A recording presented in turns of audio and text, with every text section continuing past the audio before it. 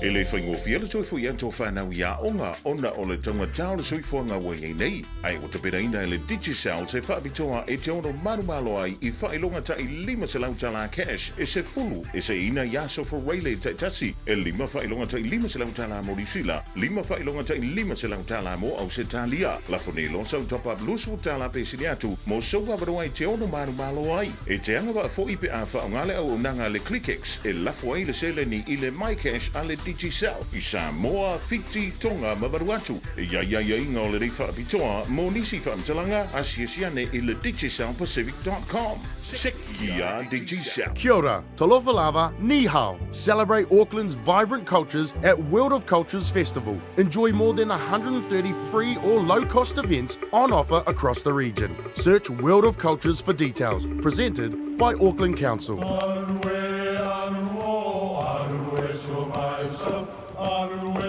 O Samoa o le atunu ua mai au na tofi. O le la au ua mai au ngā tātulanga e le to e tau au whangaina. O le vai fo I ua malili ua mai au na saiki. A o lau polo kalame o le vau filifili. Ua na o se toi wha manatu. Ua na o se toi whangu ia ua nganuu Samoa. Mau upu ta oto, mau upu tu. E ala lea I ala ngā upu ma muanga ngana ma le vau ngana. A wane I emisia le tātou polo kalame.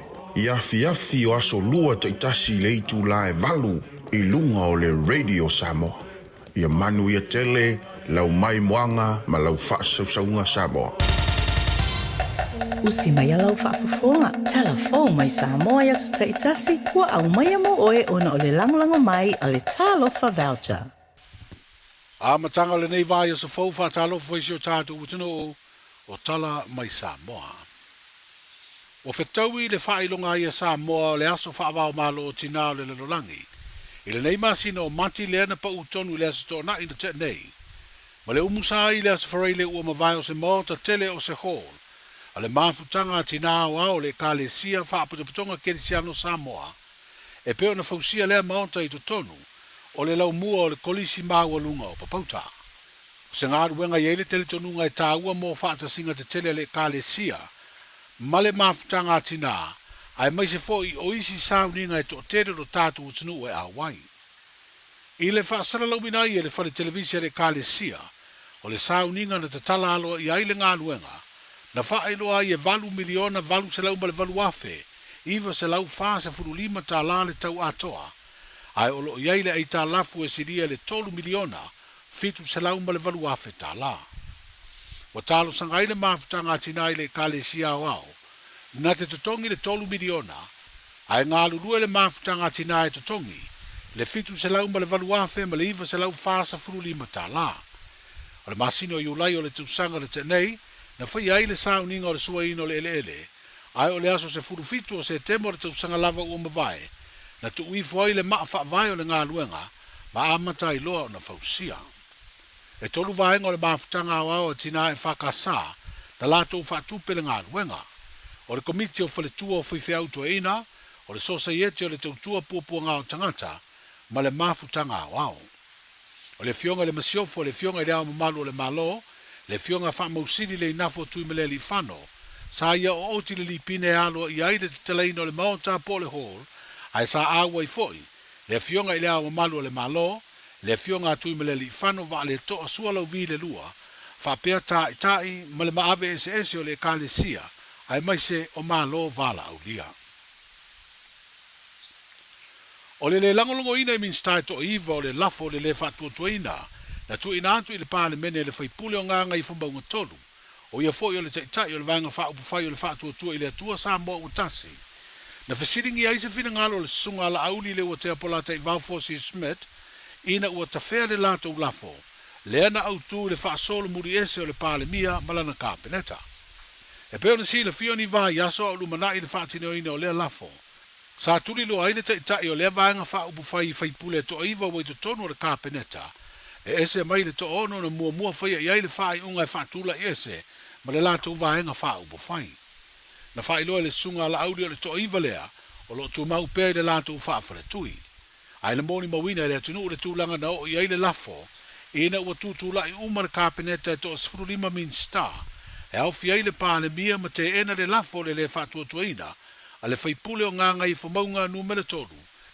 Le ana wha popo i ai ma le langolango, a le tai masui whaipule o le tua ngai ma waile au whai ngai taulis furulua, ngā pālota e te ena le lafo. O lewa mai a le lafo, o lewa o te whea le lafo se kino, a te sile o tula i mai ia mese lawa i la i la tau e to iwa, le sa whapea o le i le langolango i a auto sui o to. What's next? O nala le sila asanga o le anga i le to iwa na le whamoni. O le mea siri lava ma le tāua lo mato manatu. O lea ua manino i le mato le vai, i le mato fo i tala.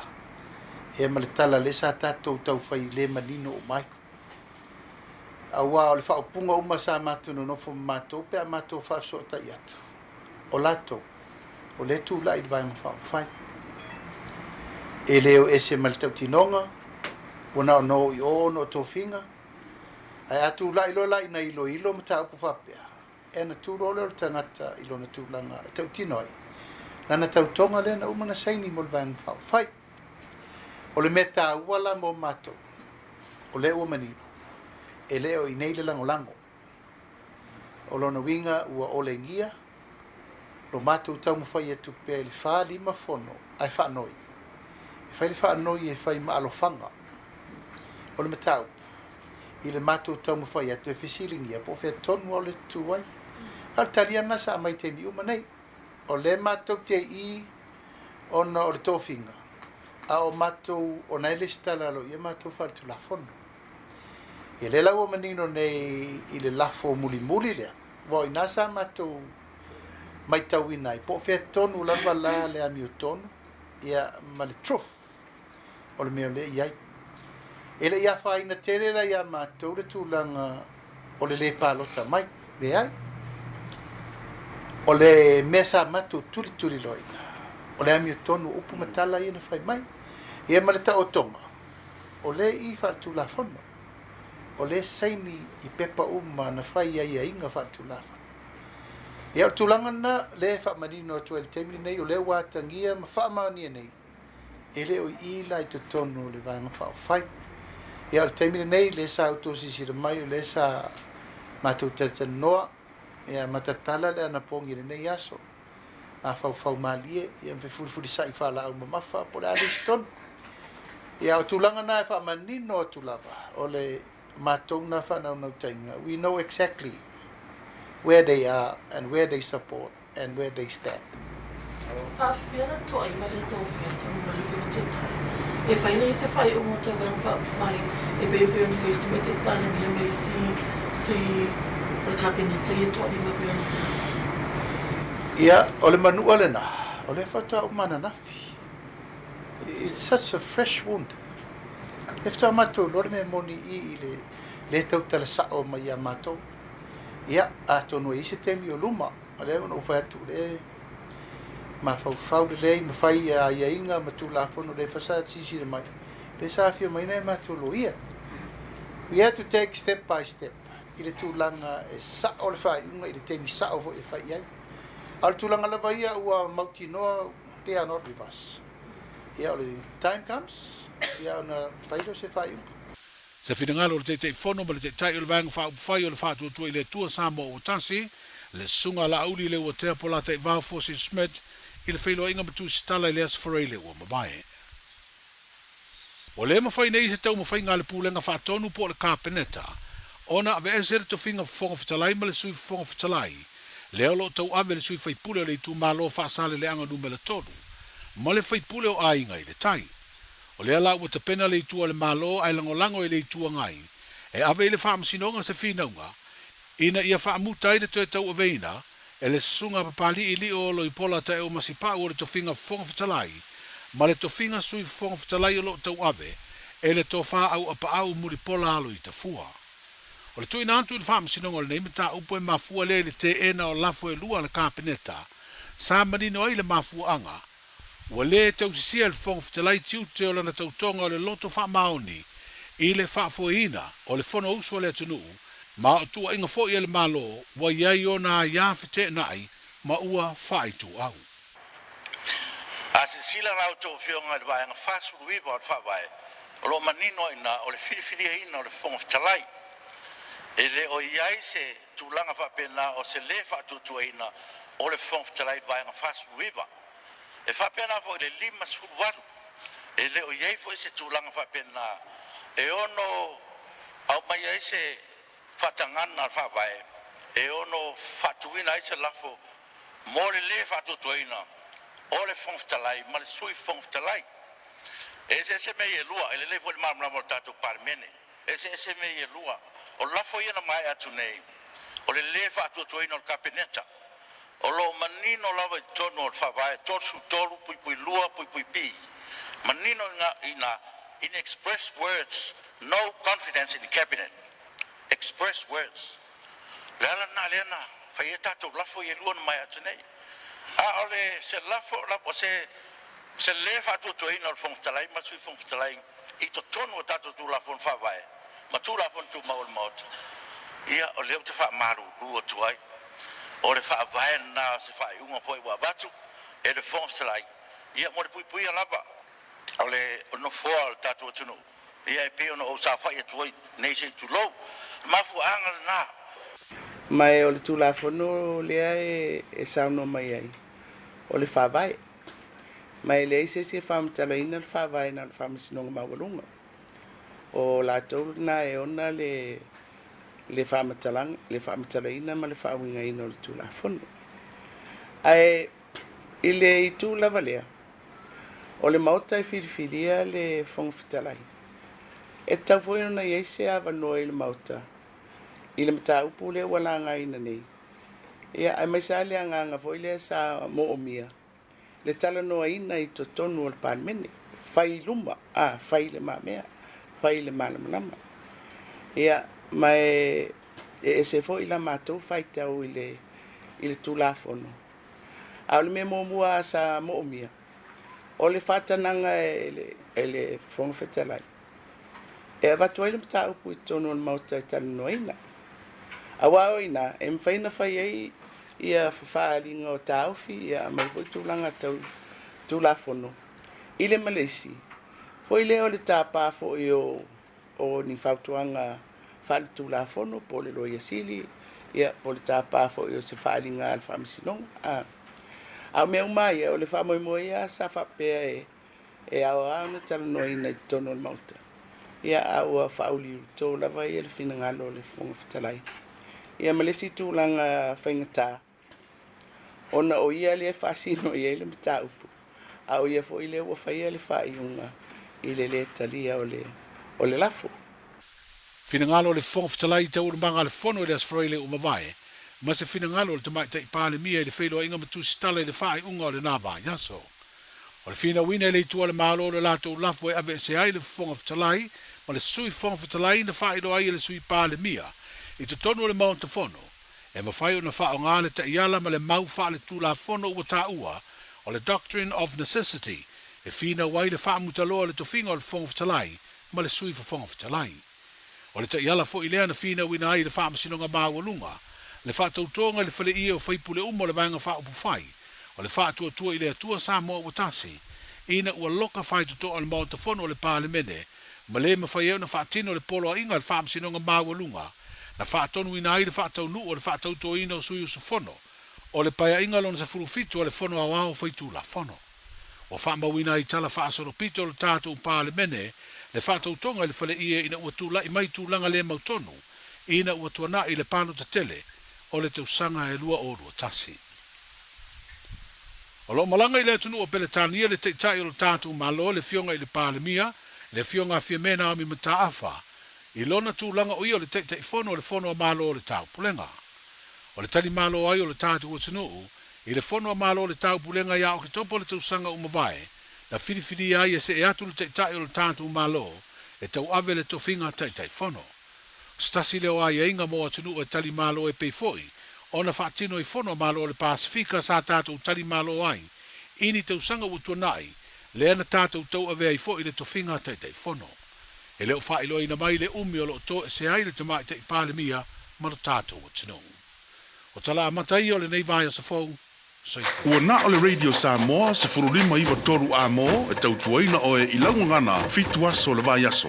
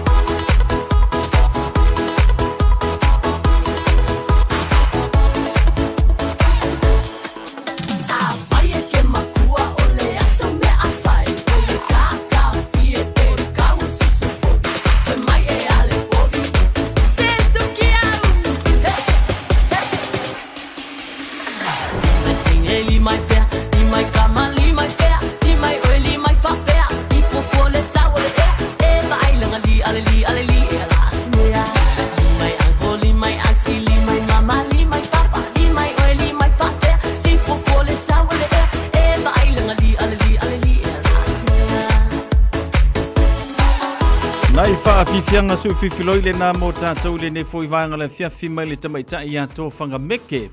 Ea ina ua tabulunga tuai le tautua le tō whautanga vaia tipi au tanga vaia mo le whaasala lawina ia ma se whaapopongo le tō whaasala lawina o tātou tala mai Samoa.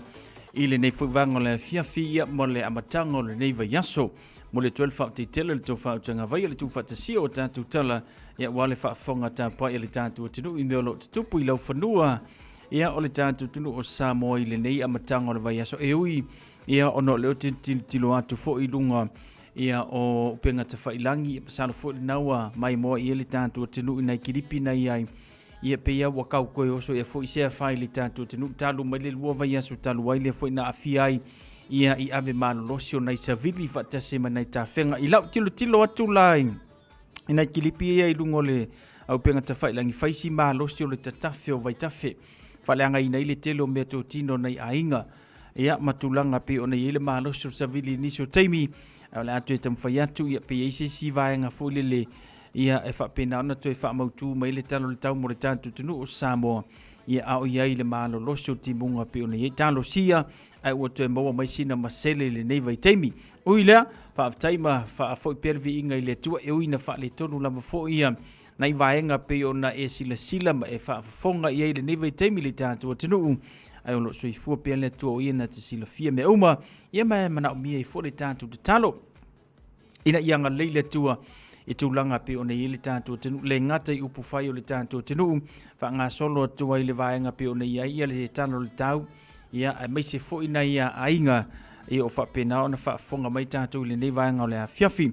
O le tūlanga le napi o nei ia le tātou tinu o Samoa ma le tūlanga le tau mele mo mielo wala au asi sio ainga ia po a mai ia mai se lava fo ia na ia tatu tau ainga o lo o whapena ona tilo atu o whaisi malolosi o ta whenga ma awhiai o lanto maota malawa o nisi o mea tino ala mea sili nam tau o mo tatou ia mo fu sin teimi te wala au iai ia ma wha ma pe mo fu nai se leni ia so swani mo lantou le nei fu vai teimi ia o le whainga tau o le tūlanga o le tau ia pe ona iei tatou o le teimi o le kiwisi masi o le temi pito sili na ona whaale tonu le tūlanga le tau mo le tātou tunu o Samoa. Ai pe ia na sa solonga le leia le tūlanga le tau mo ia na ini timunga ni so vanga la sa le leia le talo le tau telo temi. Ia tātou wha solo mai le amatanga o le tausanga. Ia le lapi ona a fia te le si tātou tinu le ngata i le lua i le tonu vai aso taluai.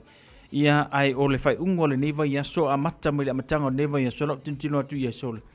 E makau kia. Pe o le li leo a feleki le sa a fie i Queensland. I au se talia le ua a matauna nga i atu Samoa i a matulanga ma a fie ai. Ia le tātou tinu le malo losio sa vili. Ia whaatase me matangi. Mo mia lau te talo ane mo le tātou tinu. Whaamon mole le tātou tinu. Ena ia saunga le mpupea ia awanga lofa. O le tātou le i whaalo Yesu i le nei fuivanga le vaitau o le tausanga o tātou iai. I whaale tono tulanga le tau. Le tātou so sabra vale atu tulanga le talo le tau mo tātou. Ile nei fuivanga la fiafi male tautua a le radio Samoa se fulima iwa tolu a mo se vainga talo le tau mo tātou iau kilani nei.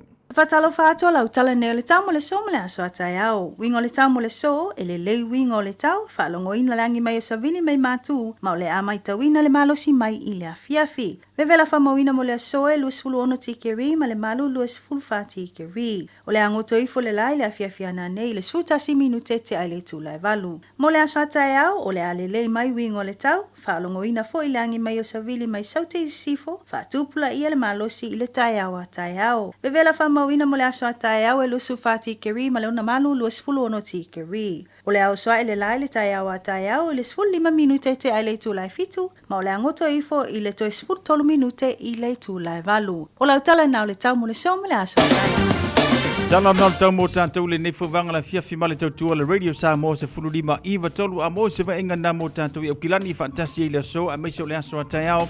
Ia matulanga pe ona ye report o talo tau mo tātou o le alava le le tulanga le tau mo tātou i au kilani nei. Vanga na iso tātou tunu o Samoa o whapinana matua i wha le tonu le talo le tau i le nei fuivanga o le a fiafi seisi whapoponga le talo le tau mo tātou i le aso atai au.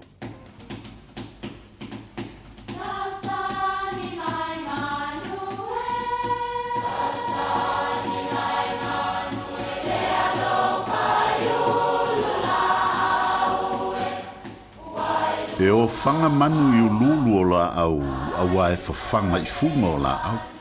A o le tangata e whawhanga i upu matala. O le mawhileo o alanga upu mamuanga ngana Samoa maona whaapongai e a fua i lona sio mianga. O lona lea sao i le whaatufunganga o le iloa whaale aso mai le tautua se ia o ina pule. O alanga upu mamuanga ngana ua lantou mamanuina le tō whamanino a Samoa, mana tua fo'i, e tāo fitau muli le atunu. E le aise toe whaamamali ua whaafeangai tupu matamali. E whapea le tala, e le aise toe soona tautala, e le ai fo'i se isi e soona toe talafoni upu. Awa o lea ua fifio a inga i tala e lua o le maota. Wala la tai tu la toa i pou o launga. Ma ua no foia foi tala tua e le tausala ma le aumanga. Awa ua fea ngai vini ma tāpanga e pei o le upu i a le pata. E le aila se toe whaamamali awa ua pa ia fafo, pa ia fo i fale. Ona o le e mai ma le tala mai o a ao. Ia manuia lau whaasausaunga.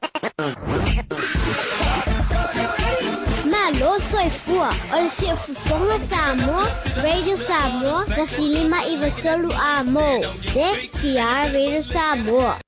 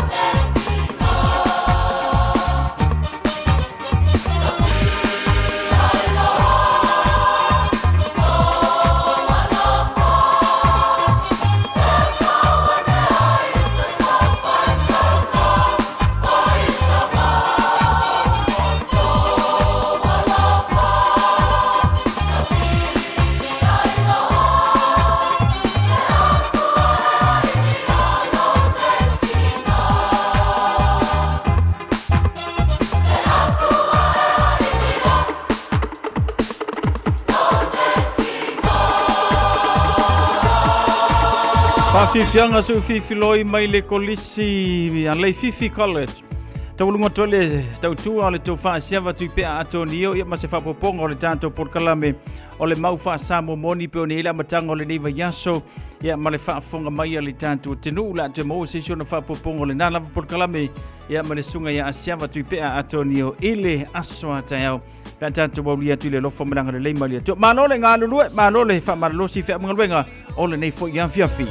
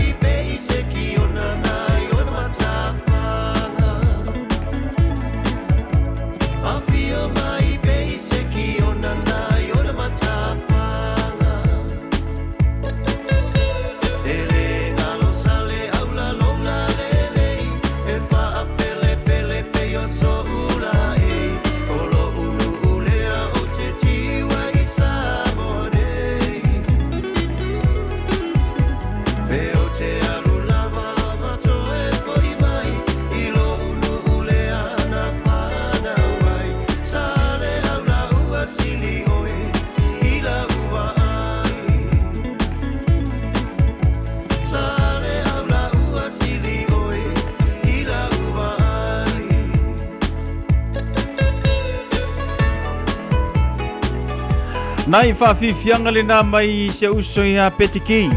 Whawhiwhianga o la whianga o sale aula le o motutele i sala whai. Ia pei ona iei le tautua le nefu vanga o le whiawhia. Radio Samoa sa furulima iwa tolu a mo. O le taimi masani pei ona tatala tuela ulaina mo le whamanianga le aswhana mo le asoifua. Whapeo i ese waso whana uli aso. Tato leina nau matala tumo o e tolu fitu tasi lima iwa tolu.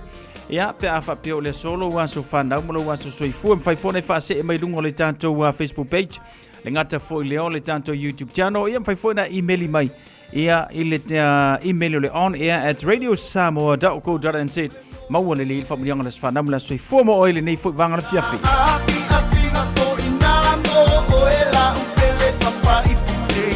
Sa se no o se a tu ai su su e pe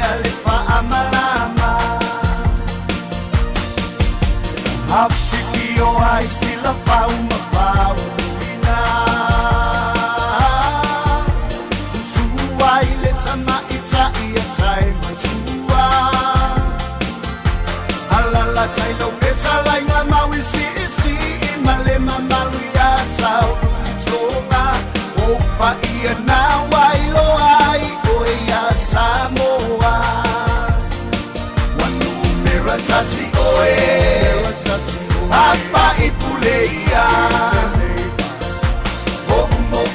Onga tate piao o atu se itoe au I bailaina Le bai ua pa atu saina I le ta elenga I pete sa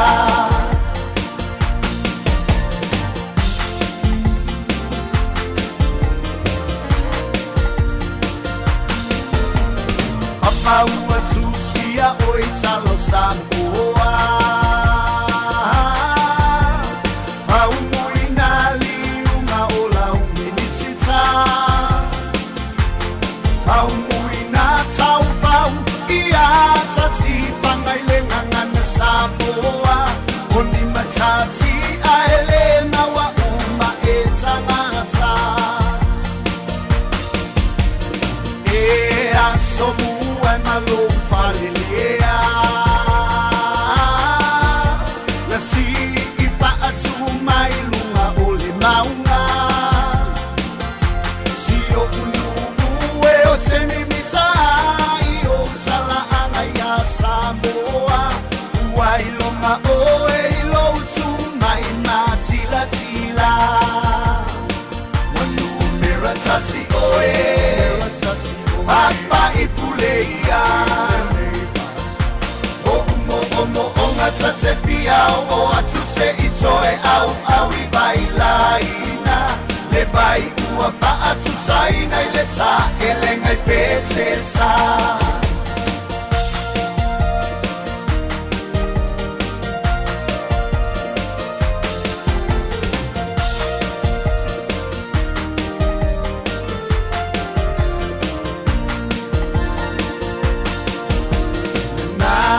Lava o le loto I lota pa asino mana Le malu o bailo a le ingoa o le toa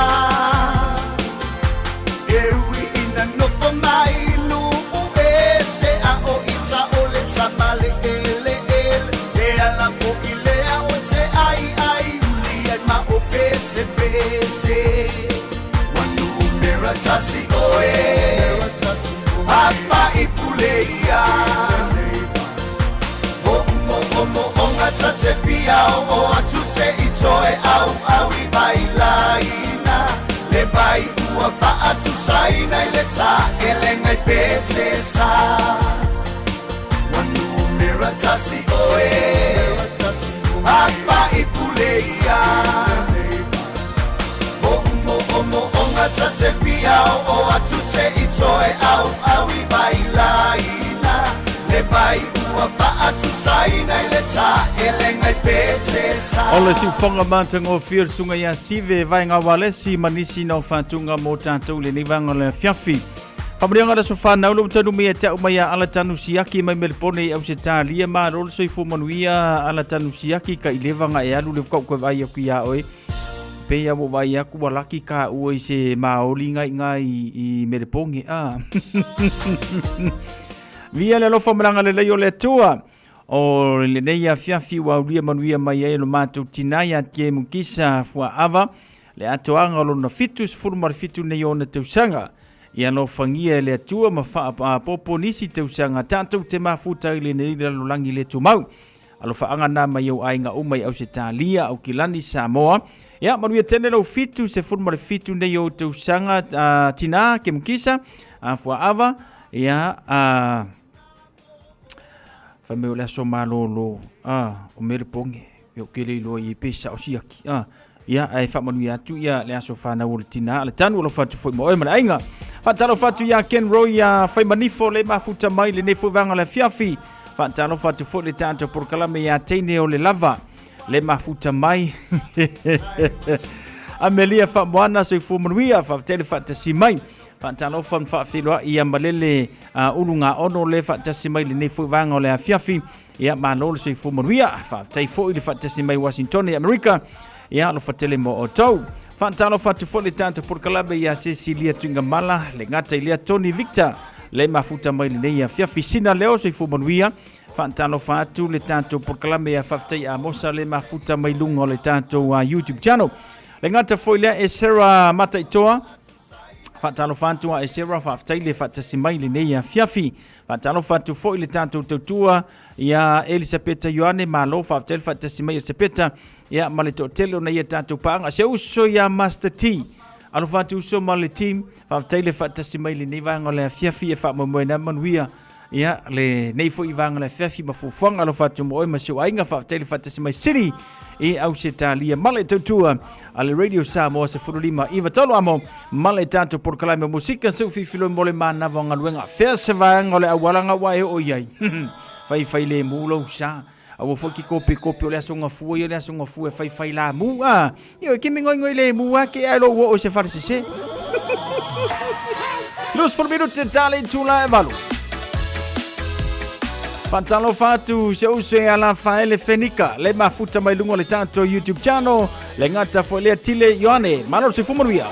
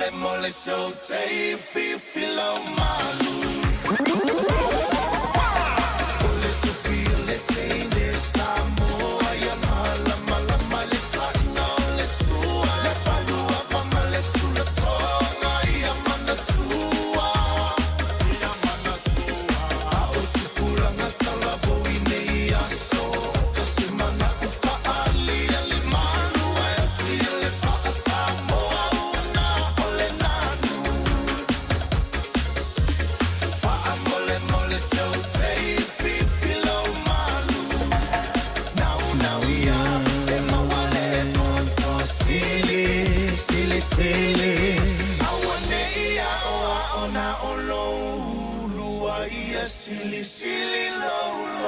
Fatalo fale tato por kalabea le aonga upu tau muli le mafuta mai Burfi au se talia fa mai wa afa tonu le tula e lua I au se talia I le neifu vango le fiafi. Le ngata fo le fatalo fatu se uso ya nefin levi le mafuta mai sini au se talias. Ia ma se uso tu ofe ya lave na nai alo fatu lave na nai ma lo fo le ngā lulu I fia mga bengo le ne yaso. Alo Samoa matautia ma lo se fumuria fa tele fatasimai. Ja, ile tautua Radio Samoa Sfalima Iva Tolu Amo. At ASB Polyfest, experience passion, power, connection, legacy and culture like you've never seen. ASB Polyfest, April 2nd to 5th, celebrating 50 years.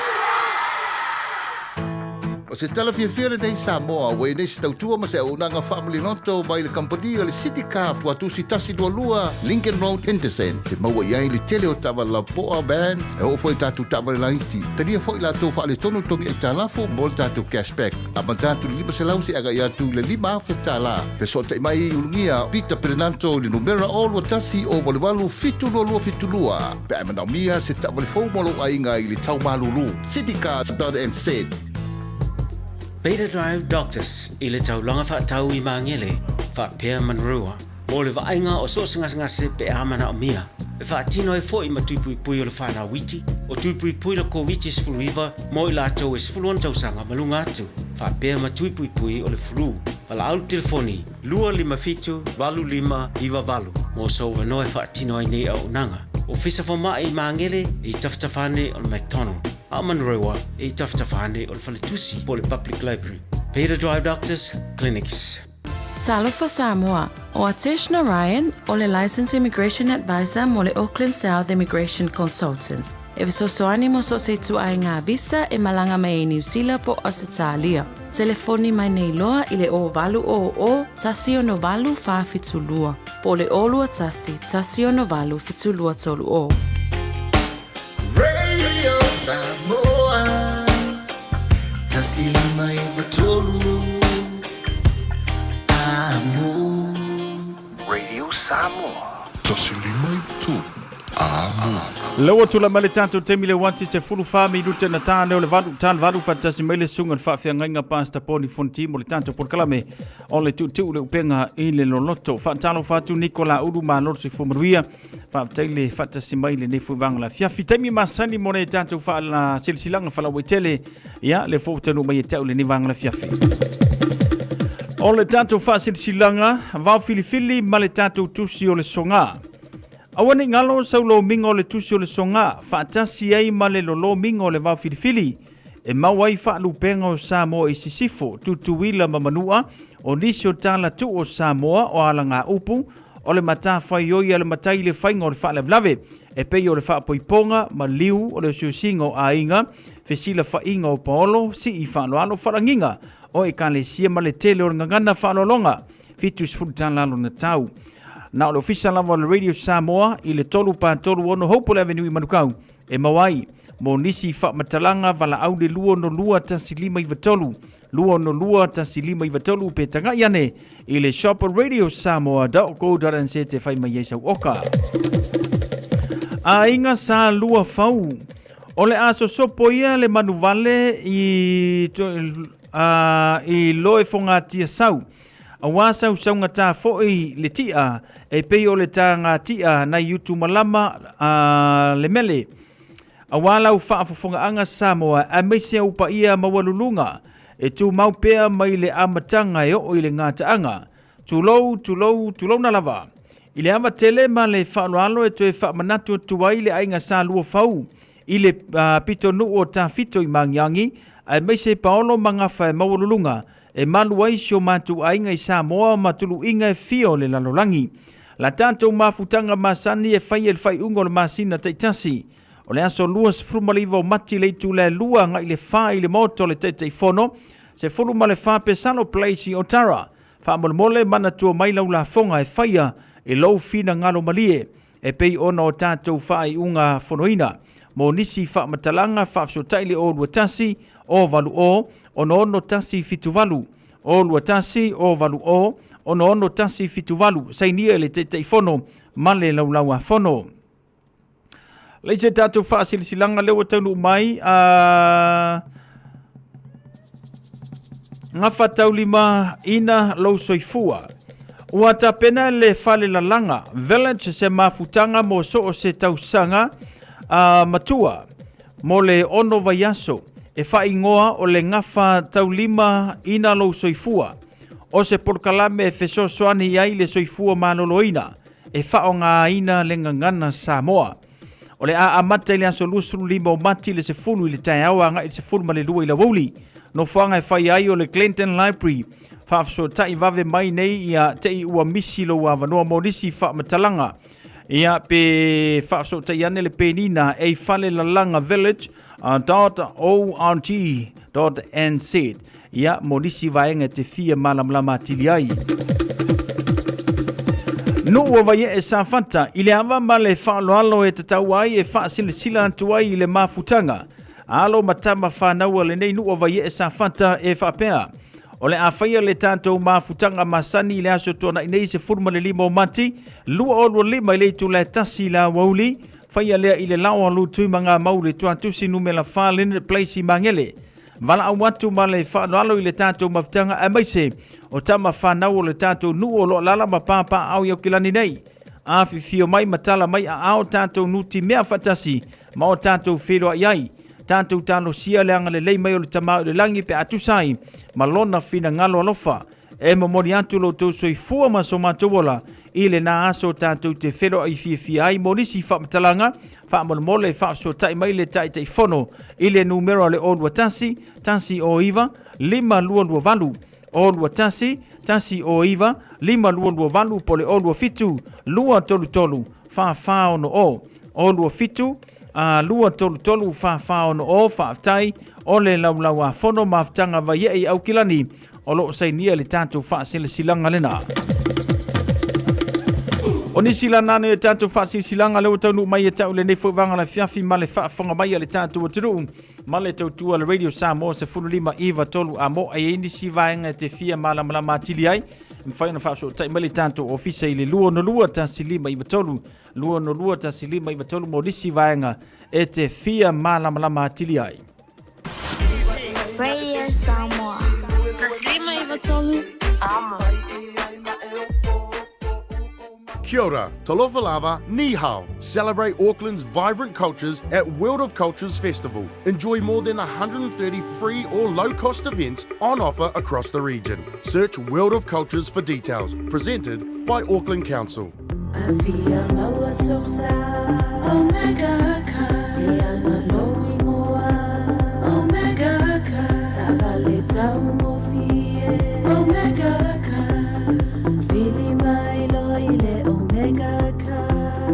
Omega Cars, lua selau Cavendish Drive i Manukau, po le telefoni o iwa lua fitu 5 tasi lua. Susu mai Manukau ne, Omega Cars, umalole keisi le Omega Cars. Beta Drive Doctors, i le taulanga whaatau i mangele, whaapea manrua, mo le vaenga o so ngase pe amana o mia. E whaatino e fo i matupui pui o le whana witi, o tupui pui la COVID is flu river, mo i lātou is flu tausanga malunga atu. Whapea matupui pui o le flu. Wala au telefoni, 255-25 mo so wanoe whaatino ai nei au nanga. O fisa whama i maangele i taftafane o le McDonald. Amanrewa i taftafane o le whaletusi po le Public Library. Beta Drive Doctors Clinics. Aloha, we're the Katinas, and you're listening to Radio Samoa on 1593 AM.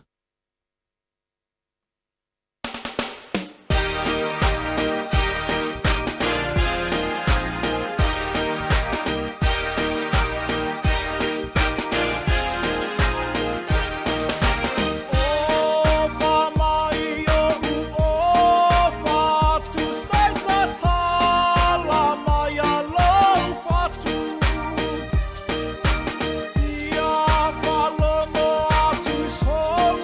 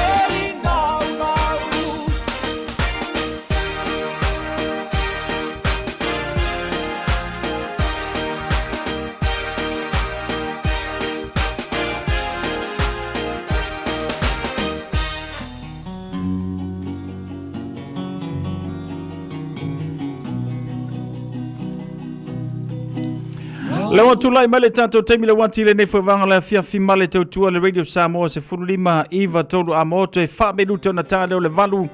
Ya, ama ale tanto pese leona se atu fulu le tanto por kalame sunga le fa fiainga, awale tanto por kalame o le tutu le penga ile le loto. Ia pe ona masani e fia sunga fu o vai aso te tansi. Fa talo fanti ali o ainga fale tango i manot se fu maruia. Amelia Mikaele le ngata fo le fa talo fantu Nicola Ulu. Leonga upu tomuli le mafuta mai. Ya mai la to umala va pe ma tanto por kalame le ia fiafi.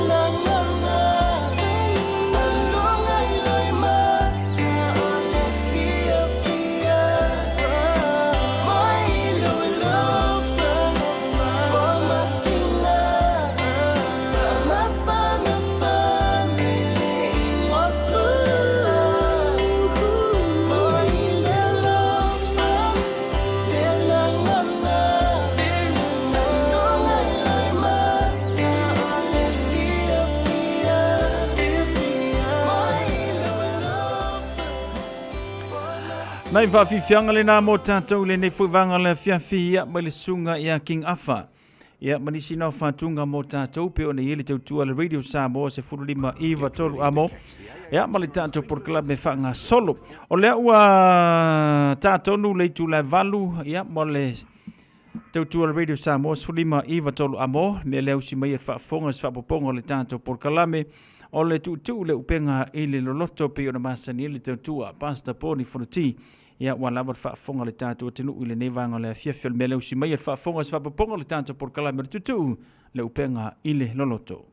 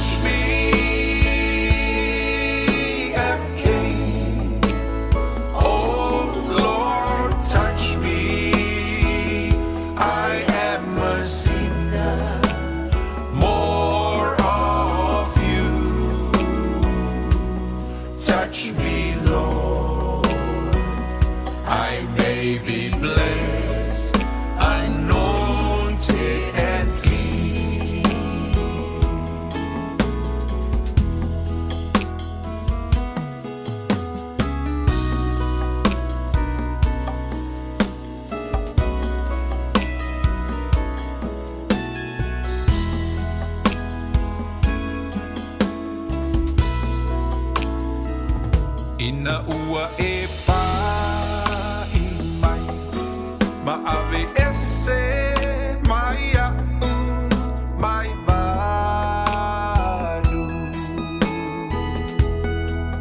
Ile mea sa o savani ai Sale ai Ma so ufa a moe moe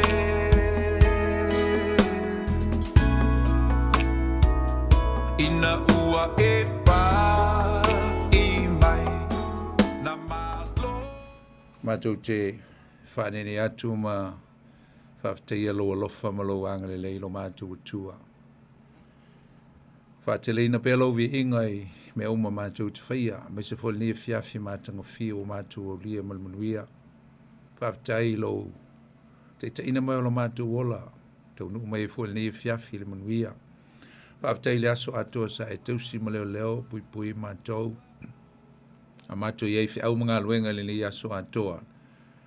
Ia leo tau nu mai manuia le mātou folaunga le nei teimi o le fiafi, mātou mai fo i e whaatau nuina le mātou por klame pio na masani ai.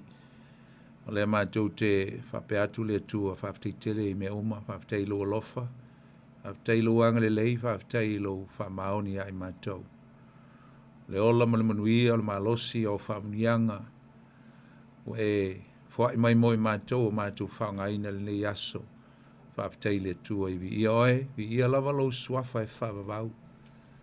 Whaafitai atu ono Yesu le whaolutanga, tō ngiola o mātou mau ai le whaamoe moe. Whaafitai tele Yesu i le whaolutanga na e saunia mo i mātou. Whaeno mātou maua le tua le oli mo le fifia o e ese whamoe moe le tangata ola. Mātou te sawa tuai le manuia o saunia e lo te mā. E vi ia lava lo suafa le nei pō. Vi ia oe lo mātou o tua i me uma lava o e whaia mo i mātou.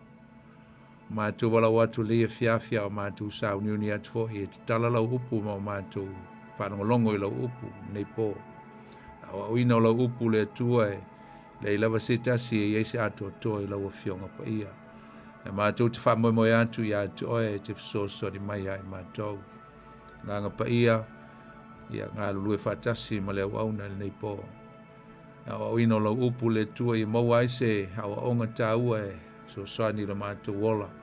So soani la mātou savalinga whale nganga. Talo i whau mai am teino la mātou pol klame le nei pō. Ia si i o atu foi lava i le whai unga. Ia vi ia pēr lau a fio e whaavavau. Talo i se nganga e whaaleweina le tua le mātou whalongo e misi lava u tangata le nei pō. Wala watu ma le nganga whaaloalo le nei fiafi lo mātou tua. Alofa ma ave seina ma tā fia i le suafo Yesu. E na ia whaasau-sauina so mātou teimi. E tu ina atua i le mātou whalongo se ea o mai mātou le nei pō. E ala ia ua fionga pa ia. Ia ai ufo ili ngā luenga le nei fiafi. O mai le whātau waa moi mātou. Ai tu ina atu lava le vi inga o le whamanu. Ma le whāne itanga ia atoe. E o lava i le whaavavau. Whaavavau lava o no Yesu o mātou te talo atua le nei fiafi. Ameni. Ia e patalo whaatu fo le nei fiafi. Samoa i lau whasausaunga malo lava le soifua maua ma le langi mama. Malo le tawa tai ma le. Ia ngā ruenga fo ina whenga iai le malu le atunu le aso. Ma malo le ngā lulue. Ia whaftai le atua o te tai mai ia lo tau soifua mso mātou wola. Whaifono tātou au lia mai nei taimi mātango fie. Tātou whasanga iai le manuia o le atua malona fi le mu. Wasa tātou ta apel nei whangai lele i tiute ma Faiva ma mea sa tātou iai. Lau te tai mai e le angango le tua i tātou mwhaifono whātau nuina le tātou pol klame le nei fiafi e le manuia o le tua. Pata alo whātua i le pa ia le silasi o si o tātou tunu pele Samoa i ona i tū maulunga i ona i tū tele si o lava i ona i tū iti i le nei fiafi, maunga tele si o i maunga tamatama, whaafta alofa atu le pa ia o si o tātua tunuu, i le mamalu o Samoa, i a malau tāpua inga malau whaasau saunga le nei fiafi, a ta alofa atu ai i au auna le tua mau tō misiofo, i so se tō vine, i a poi lava fo i ni au auna o whaafonga ma, tāpua i mai, i a mamafuta mai le nei fiafi i le tātua pol klame le nei, Fata alofa atu i atu tau nei Paul swafo Yesu tātou li mo tātou whaola. Fata alofa atu fo i nai o tātou tu asen sina. Tu amatu tua o lo tāpua i mai i a matatalo mai i a wā lava i a le whianga i fo i o tā mawhanau tiute ma Faiva i le aso ma le aso e mese fo i o le au nanga i a lau whainga luenga. Le tua fata alofa atu i atu tau whaftai mo lo tau talo ma lo ta pua i fata alofa atu i atu tau ne fiafi e le swafo Yesu tātou li whapupele. Fata alofa atu fo inisio lo ma ua mol tātou pol klame le fiafi tono mauta ngase le ngata fo leo nisio fata o tolia i tono mauta malawa. Fata alofa i atu tau le fiafi le swafo Yesu ma lo le on sai ia e fo se taimi te ai ia ma fo ia tu ainga mai se lava o tolo tono mo tanga singase lo fa le tua ia watu lana fa malo longa ia te utou ele nei vai tau lo sabalia ai fo i whaingata ma puapuanga o soi fuanga. Nga te fo le fa talo fa inisi o lo tono fa pui o lo fa fonga mai ai lo o tu el tato por clame le fiafi fa talo fa ia te utou le swafo Yesu. Patalo fai le au whenga luenga le nei pō nisi o ngā lulue, tiutu me Faiva o lo whenga iai, patalo fatu ia te oe le nei fiafi le swafo Yesu.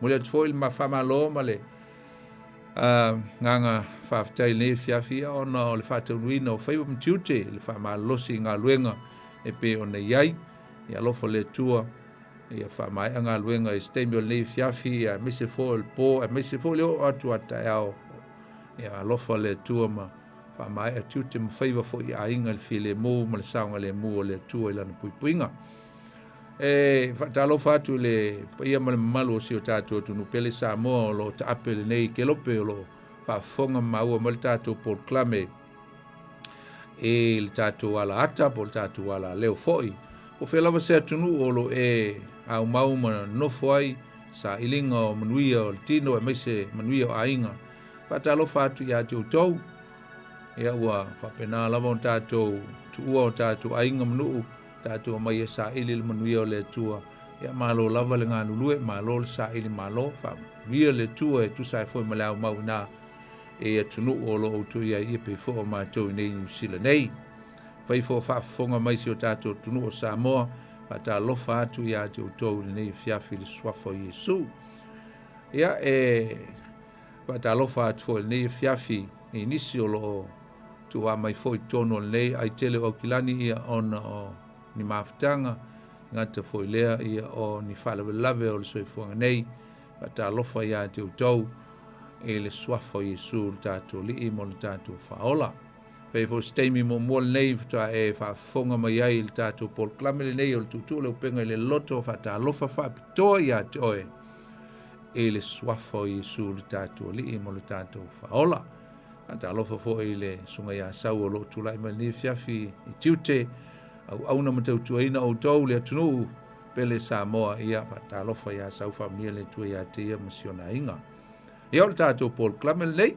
pe ona masani ia sunga fuate tasi ta le valu o le tutu le upenga i le loto ia le fo tātou fisanga ia i le manuia o le tua e lana tau singa malana leo leonga ia i tātou ia leo a mai eilo o tō sui fua, te tai mai eilo o tō sui fua, ia musumato wola, ia mwhaifo na maua, ia le tātou mawhitanga le nei, fiafi wha ua wina e fōi le au nanga ma le tautua, ia e ala le tātou Paul Klame Masani, ia me se fōi ia o le fia tufatu o le upo le tua, so soani e fōi inisi o lo ngā lala, e le upo o le tua, e mwhai o na so soani e tuai, fōi le tātou Paul Klame nei, e lo nau mo lo fia sa ili i le afionga pa ia le atua. Ia e fola atu lava i lo mea e lunga o le laulau, le mata upu i le aso, ma le aso, ia e pule lava oe, ma neia lava le ave o le mea sili o na le lei, ma le mea te iloa e tā hua ma o ngā ia te oe. Ia fai fo i eini me te le tusa ma lau fo i si le fia, ia meise fo i ia sia o toa o onga wha le ka le sia. Ia aua le pole, aua le wha ngā ina. Ta tia i pe lungo le laulau, ia ai tau sami ia pe ave foi na o se mea e te iloa e au ngā i lau savalinga wha le nganga. Ia ma o lo so soni e tuai foi, e le tātou Paul Klame.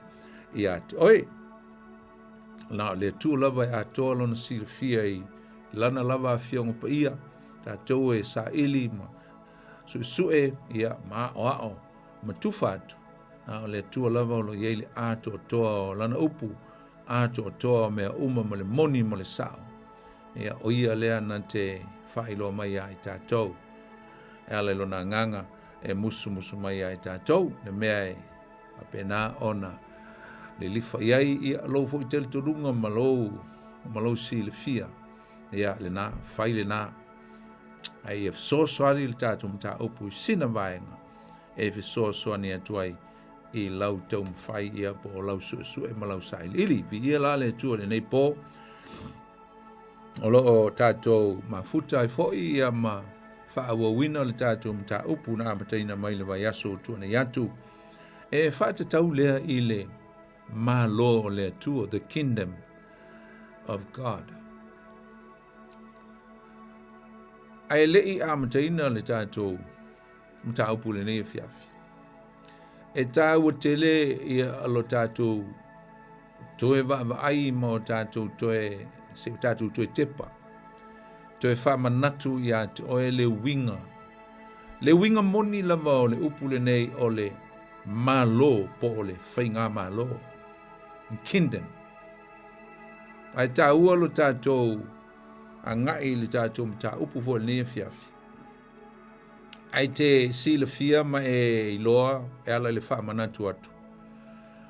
O le tā ua o lo tātou la ia pe savali vali I to tonu o le sio manga po o le pui le ai e o mai ai le whaata waina o le mata upu ia wani o tātou wō tele I tua le anga e nunumi ma whainga tā I le tātou mata upu ai o tātou la lava I lunga o tua oi o le whaonga ina moni o le winga o le upu le nei o le malo o le malo o le upu eleni o le paseleia na o tāua le vai aso lena tenei e au mai ai le o le nei upu le nei o le kingdom mai tāua tele I o le tātou sila fia o le tāua ma le winga lo loto le nei upu e lua lava mea e whaatitau I ai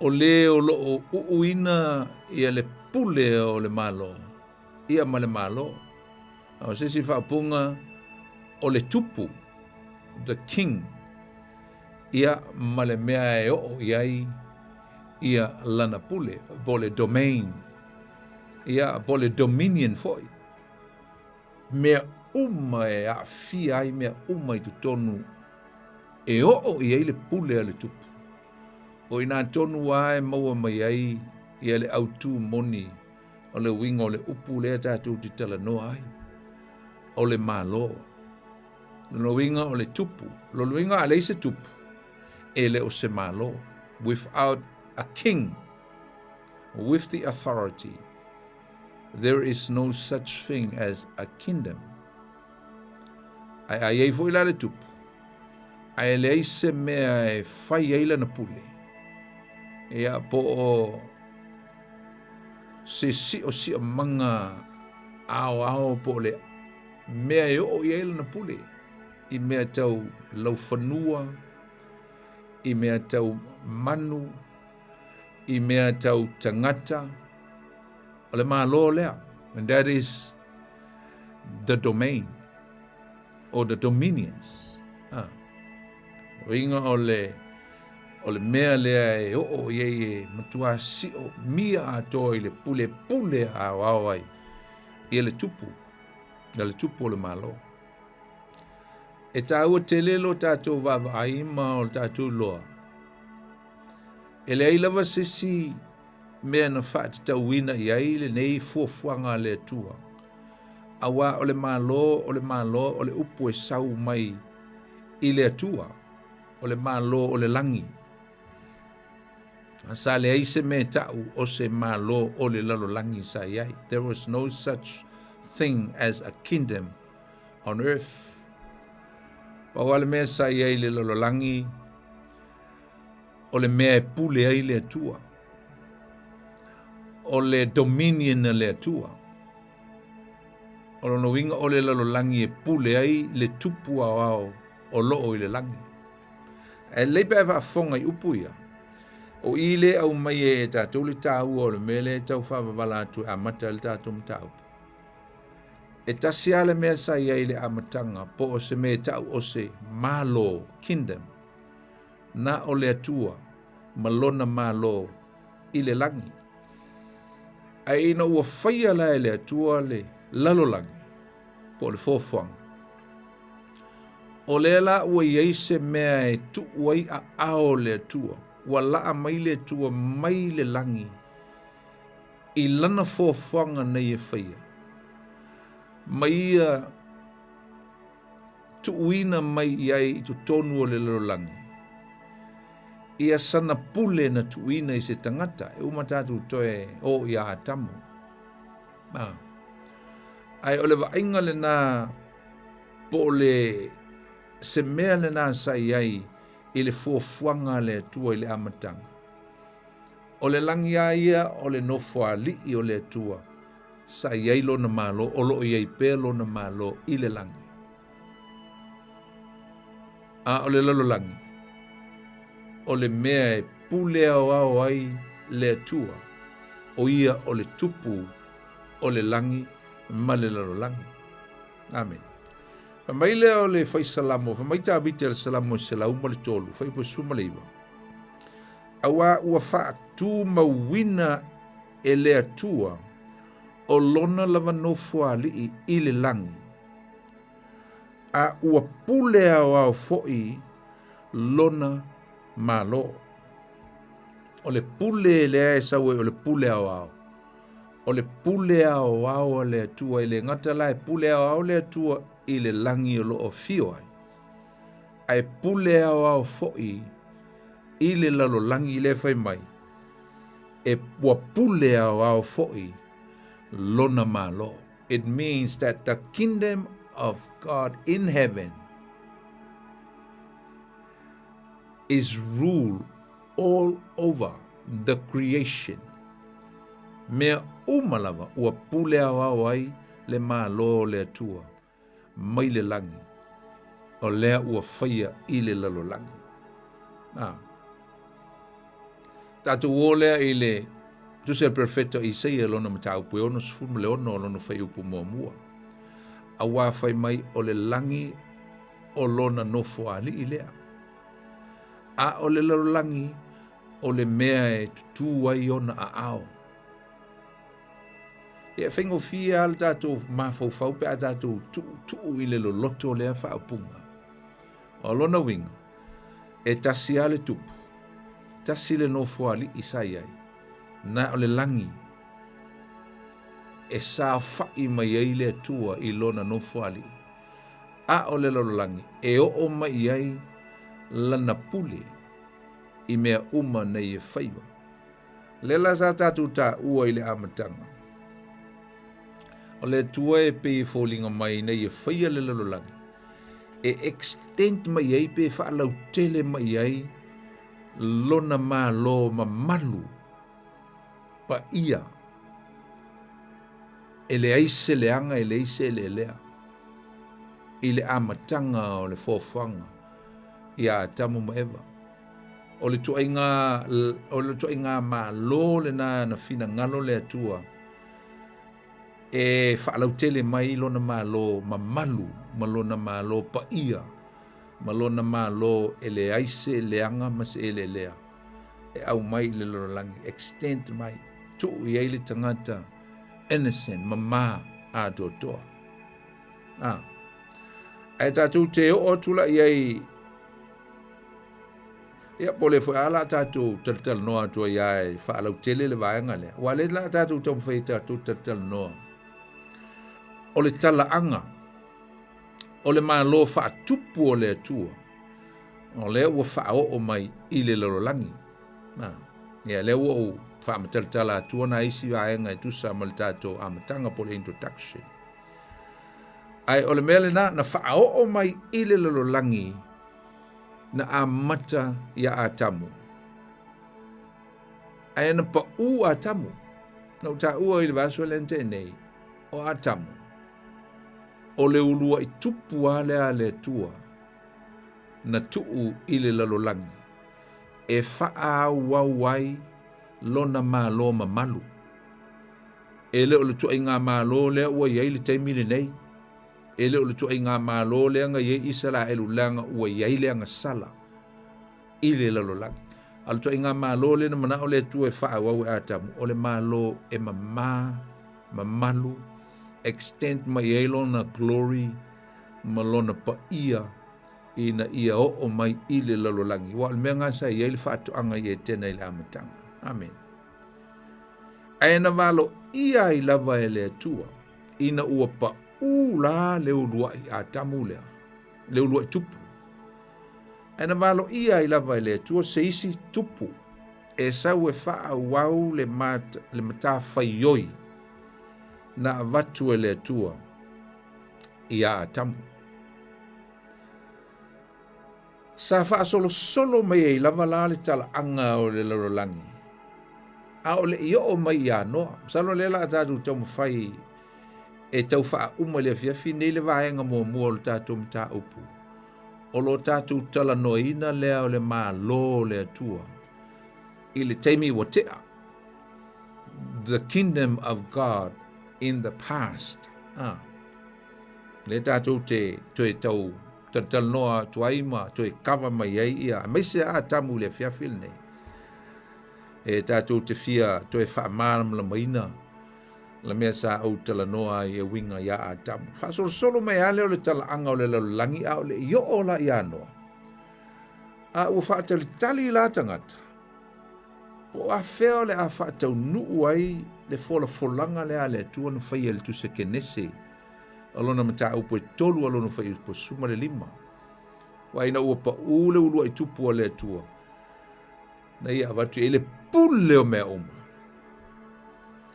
Ia ona folfola loa le atua. O le aiai se isi tangata. Se isi whapunga o le aiai le isi tupu. O le aia wha wina. Mea uma responsibilities na tu watu ia a tamu mua. Matu e fole tatu ta ua le vaso lente nei. Leo onga la apostolo Paulo a. Mua le koronito mta apo suma le 5. Fai ue fa suma le 5. Fa mai awa o le a tamu mua. O le tangata ola. A o ia lea nao o mai ai. Leoti. A o le a tamu lona lua. O ia lea na a maia pe na a vatuina I a te oe au maia I a te au leola. So the second Adam was a life giver. But the first one failed. O ia o le tangata. A eva aila iai I mea uma e wa le pi fatustusa mai ai e le apostolo Paulo I ia a tamu ma Yesu ala a tamu lona lua. Talona uta ua e fo le vaso le na te nei le ta ua tele le mele. Awa o le tūlanga e umatatu whaitauina le kenese lea e a watu ai le pule ma mea uma ia tamu. O I le tatu te iloa. O mea ia na sao noa I le atua ia a tamu I le amatanga la. Ne ua la na tue ta ua mai le apostolo Paulo. It was all about kingship, the rulership o le pule na a watu ia a tamu. I mea uma. But because he failed on ua, pa mai le whataunu wina, mea na watu ele tua I a teia, o mea I lua, o lea ngā lue, ma leo. Work and God, le malo, po mea na watu I ma tuu ai o I tu tonu o le whatuanga. O mea na te whaia. Aole ke nese la le tolu fai upo suma le 5. E ui e leo iai lava ma se upu tupu o lo sau ai. E tu tonu o le fai upu lea. Ai o lo fai lo mai ai. E le tūlanga o se isi o le a sau na te faa uma. Ma faa taunu uina ma faa maea le leia. Mea na tu ina atu ia a tamu.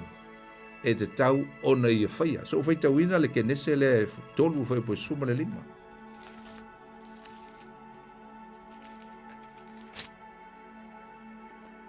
Wha mai a o te wha tupuina le whitanga I a te utou ma le whawhine. O lau whanau fo'i ma lana whanau. Na te tui momomoina lo ulu. A o oe e te tui momomoina o lona muli vai. O le folfolanga lea, that was God's promise regarding the replacement o sesi o le a sui tūlanga. E whaaua wina le polkalame le atua, o le tausia lea, ma whaongaina, ma exercise, ia le tūlanga, tautupu, the kingship, i lunga o le whunga ele lea. O le visiri la tūlai mai le nawa i teimi a toa ina ua, a ngai mai a ngai a noa maunga tūpulanga i tele. O le visiri, misaro le visiri le na visiri ei tangata. Po ai lea tangata o le atupunga mai a Eva, le whawhine. O le a sau mai a toe wha sao ina mea uma ua se ma leanga ona o a tamu mua. Po kaino, ia po a pelu foi, ia po la meko, ia ai po no foi. Salo na wha tali tangata po le ale winga wa le wailo nei e tangata. O le nā wang o nā ngā tupulanga. O le tangata lea na sau no a Yesu, o le tangata e sau, na te toe fixinga pe na te toe whaale leia se mea ua whaale tonu. Ia o a tamu lea na whaale tonu. A lea Yesu tangata e sau e toe whaa. Le lei ma toe whaa. A to toa, ma wha mae a mea o lo fina ngalo e le tu e winga i le malo. E sa wha pele le lo langi au le i o mai le lolo ai po noa. O le ai e wha taunu uina le fuafuanga po le folanga le tua i kene se tolu lo no fai po suma lima i sea. Sa mi mita le tamao noa le to ino la miko. Na mi mita le to ina ua whanau mai lo na tali o noa. Mai e wha pea o lona tali i lea o le a ia toe au maia se mapusanga. Toe au maia se wha le lei o mea uma ua wha le tonu ai mai se le maa leia ua maa leia ai le fonga ele. Ona o le anga sala a tamu. Tatou te ilo mai kenese lima lona whai pue suma le fitu. O upu i olo i ai e whaata tau i ala meko i le teimi na whana uelo na tali o noa. Pa mai le toina. Pa mai upu, olo i ai. Pa mai ua se lau walu suma le lua tau sanga o la meko. O na whana uai lea olo na tali i. Ma ua ia whai ngō i a te i o noa. O loo whapea. O ia na te wha maa whanaina. He will comfort us. Mai o ia o le a ia wha maa whanaina i tātou. I la tātou ngā luenga. Ua whaia maleti ngā. I o tātou lima. Ona o le lau ele ua maa leia. I a Iova. O manatu ia o la meko e winga o longa atali. Whapea ai o le tamalea.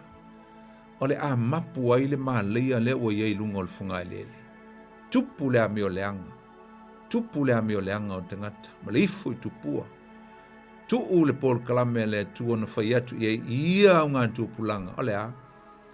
Tā puai i le tua. E ala i le fasi ma le toto masa o manu. Le na whaatino e apelu. A le ala mena tupu. Ia. O ese le mea ua. Wa whaia e le lo langia vai taimi.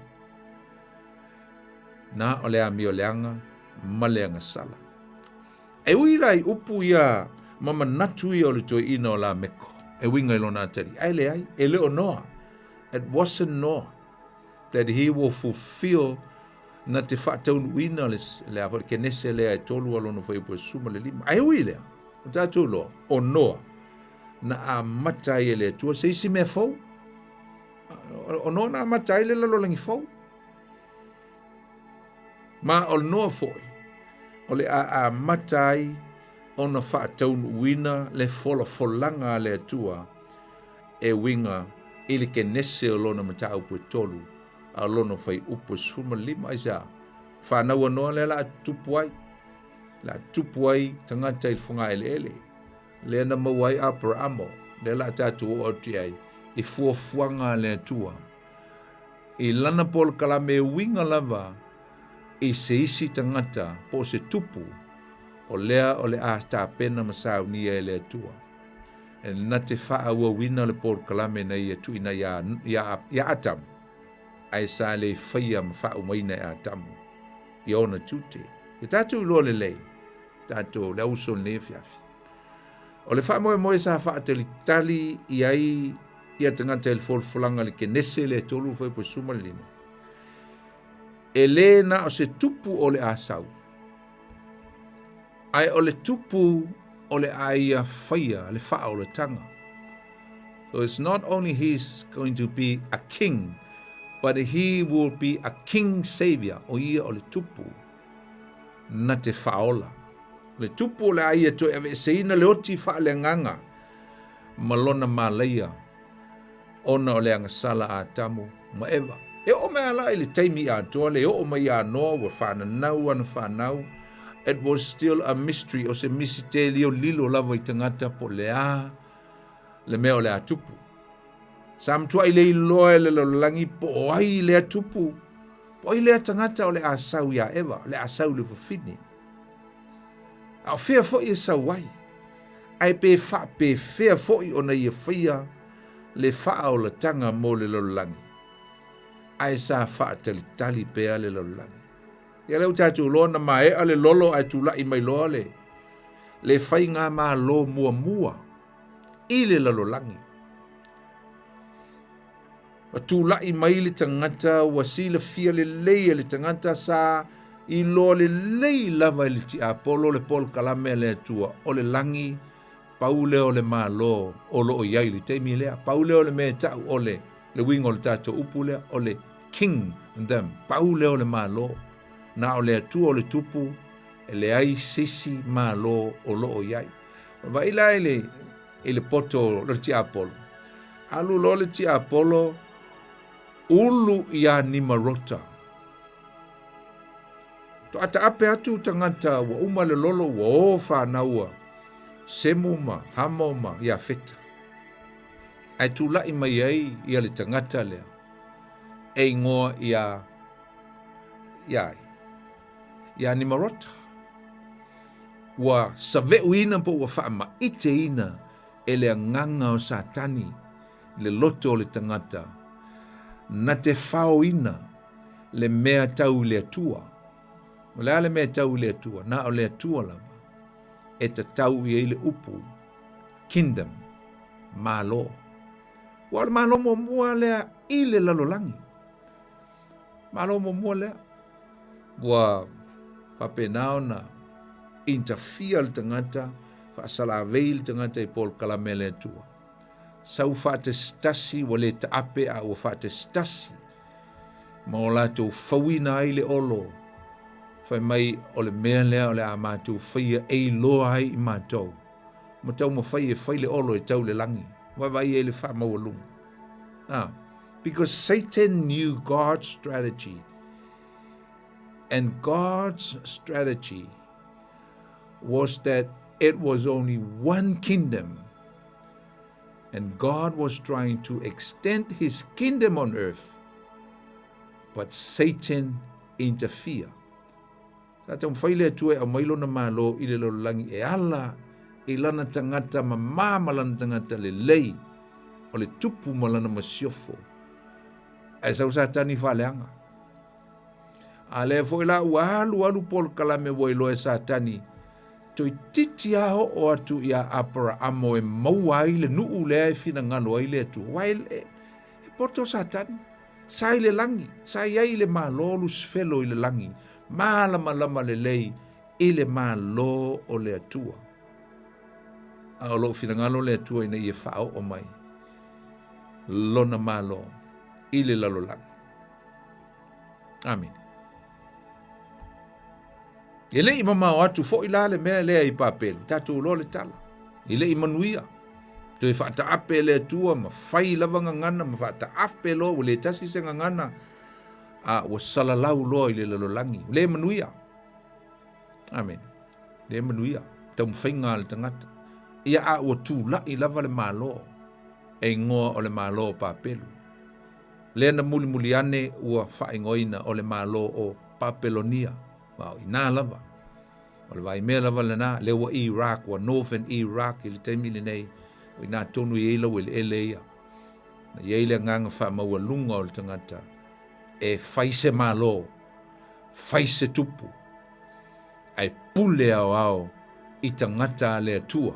So o domain le tua, o mea pule ai le tua ia ua whao le tangata. Te ma fai lona malo, ai le o le fina ngalo le o le tua. Na malao le tua, e pule mai lava e ia i le langi, mea uma, i lunga o le funga e le ele, le nei. Lea ele mamao atu, ia le taimi lea, na fio mai e lo le tua, ina uma vai atu ia Nimarot, vai atu le taimi lea o le olo, i papelo. Ai fio mai lo le tua mai e sa ilia se tangata e a matai se nuu. E leo se malo no fina ngalo le tua e fai le nuu leo Israel. A o se nuu, a nation. E leo se malo. Pa voi leo fina ngalo le tua e fai se tupu. A tatu woa e le wingo le upu lea. Kin them. Na o le tua al teimi lea. Ma le malo lea oso fa lava e Nimarota. Sau leo le tua sa ili se tangata stotasi. E fau ai pe a mataina ai ia se nuu. E leo se malo. O se nuu. A matai i se tangata stotasi. I se ainga. Mau ai lea o se nuu. Ai to e fo ia ai le ainga. To e mau ai se ainga. E awala mai ai le a tamu lona lua lea e fina ngalo lea tua. Ina ia faa au wawina ai ia lona malo i lunga ole funga ele le nei. Le la o maua Abrahamo mai ulo i kaleteia. Ia tel tonu e me moni ai pe ona utaua. E le i to e fina ngalo ale atua e to e faia se isi malo e pe ona ia a tamu. Pe ona au mai ia a tamu le pule mea uma. Pule fa tupu. Ele to e fina ngalo le tu e faia sisi malo. Ai wana o se nu. Po o se atunu. A nation. E mauai se ainga. Mauai se tina. E awala mai ai. Le isi malo lea ua fina ngalo le tua. E au mai ile lalolangi le nei. Aisea. E le to e maua lava se isi tupu e pei o atamu. Le to e maua. E le to e maua se isi tupu e to e fai e se isi malo e pei o ni fina ngalo le tua o le malo ma malu. O le malo ma ma. E le to e maua. Aisea. O atamu ai le ianga sala. O se tupu sa matua ato o toa lona whaapa iaina malona. Malona ma malu. Le mamalu sa tu inatu e le tua. Sa ato o toa. E le toi whira ngano la le tua e koe whaise si malo. Aisea, le anga e le maua, e le tai to e maua se tupu e pei o atamu. Me la ngā lea le iona whai ngoa o le atamu mua, ma le atamu lona lua. Langa o atamu mua, o le manatu o Paulo. O le atamu sa matua, o i o le tupu. Sa mama ato toa. Le isang sala. Ai na pau, na whaia inai. Ia le pol kalame le tua ona ua. Whaia ina ia satani. Ia le atamu mua. Mana o la le tua. Far away in the future. E mana o le tua. E toi maua sisi tupu. A o le tupu lea. O ia foi o le faola. E nate faa aua wina le polo kalame le tua. E winga lava i le malo. Maua Abrahamo, maua Isako, maua Jakopo, maua tu ainga se fululu o le nu Israelu, maua ai ma le ainga o i le ainga. O le ainga mai tonu o le tu ainga o sa uta o le tamalo e ngo ia Iosefa ma Maria. Le ana mauai matua o le tino le nei e whanau mai ai le tupu lea. Ai tātum te o e lano le vaenga e winga ia Yesu. E maua i le vaenga lo na lua o le tātum ta upu. O le malo le atua I le taimi le nei. The kingdom of God in the presence. Le taimi le nei. Na wingo le taimi o Yesu. Si ia o mai lava. I le taimi le nei. Amen. E le fina ngano le, ole me moia, e le i fina ngano le atua e whaia se tupu. E le i fina ngano le atua e whaia se tupu. Mo Israel, i le utato wo o anga i luma le taimi, le utato wo o tato ala noa. Taimi o Mose, au mai le nuu lea, le nuu lea, e le o se malo o le nuu. Au mai le nuu lea, au mai le lau ele na promise saipe na folfola le atua, na manao le atua, e le ai se tupu, e tofia, a e tai e wha masino lo na nuu. E na ua tau nuu mai foi. Tau nuu mai foi ai ling tangata lelei. Tangata tu ma vaenga. Soli whengainga e tu sa male whengainga na whaia i sinai. E le imana o ala le atua e whaise tupu mo le uli ia, mo le nuu lea. E le imana o le atua. Tu ua tu iai maa ua wai e tu iai wha masino. Ua wai e tu iai wha masino mo le ova ma le tolu se lau tau sanga. E o pe o tu ale fa se lau tau sanga wha masino e tau sulma le lua.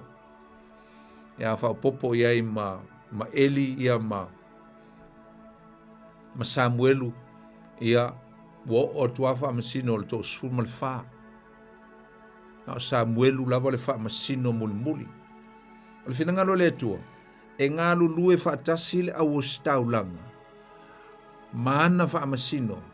E pūlea man te itai le nuu. That was how God set up his nation to be lead or guide, to be led by his churches and the priesthood. Male au whaitau langa. Iri mana ole atu e whaise tupu. Amen. A le ale mena tupu. Ia, nā tātou te mauale mo Mosa mwelu mtau po e fitu. Whai po sulima e o atu lava le sfur fitu sulvalu nā e tau mei. Oi, o Samuelu na ia wha masino ina le nu. Wa uma atua wha masino. Tu o tulo e le atua le te inga o le nuu. Ia Samuelu. A o lo o lango mai eli le tu wha le nganga. O ia o leo stau langa. Ia, o te mtonu le msau tātou te iloa i le history maltalanga. Ia o le te milea. Ia sa matua te lea le wha le tonu. O whanau la le auli ia. Whanau a eli. Ia ma le whanau a Samuelu fo ia. Tua corrupta le auli ia i le me tau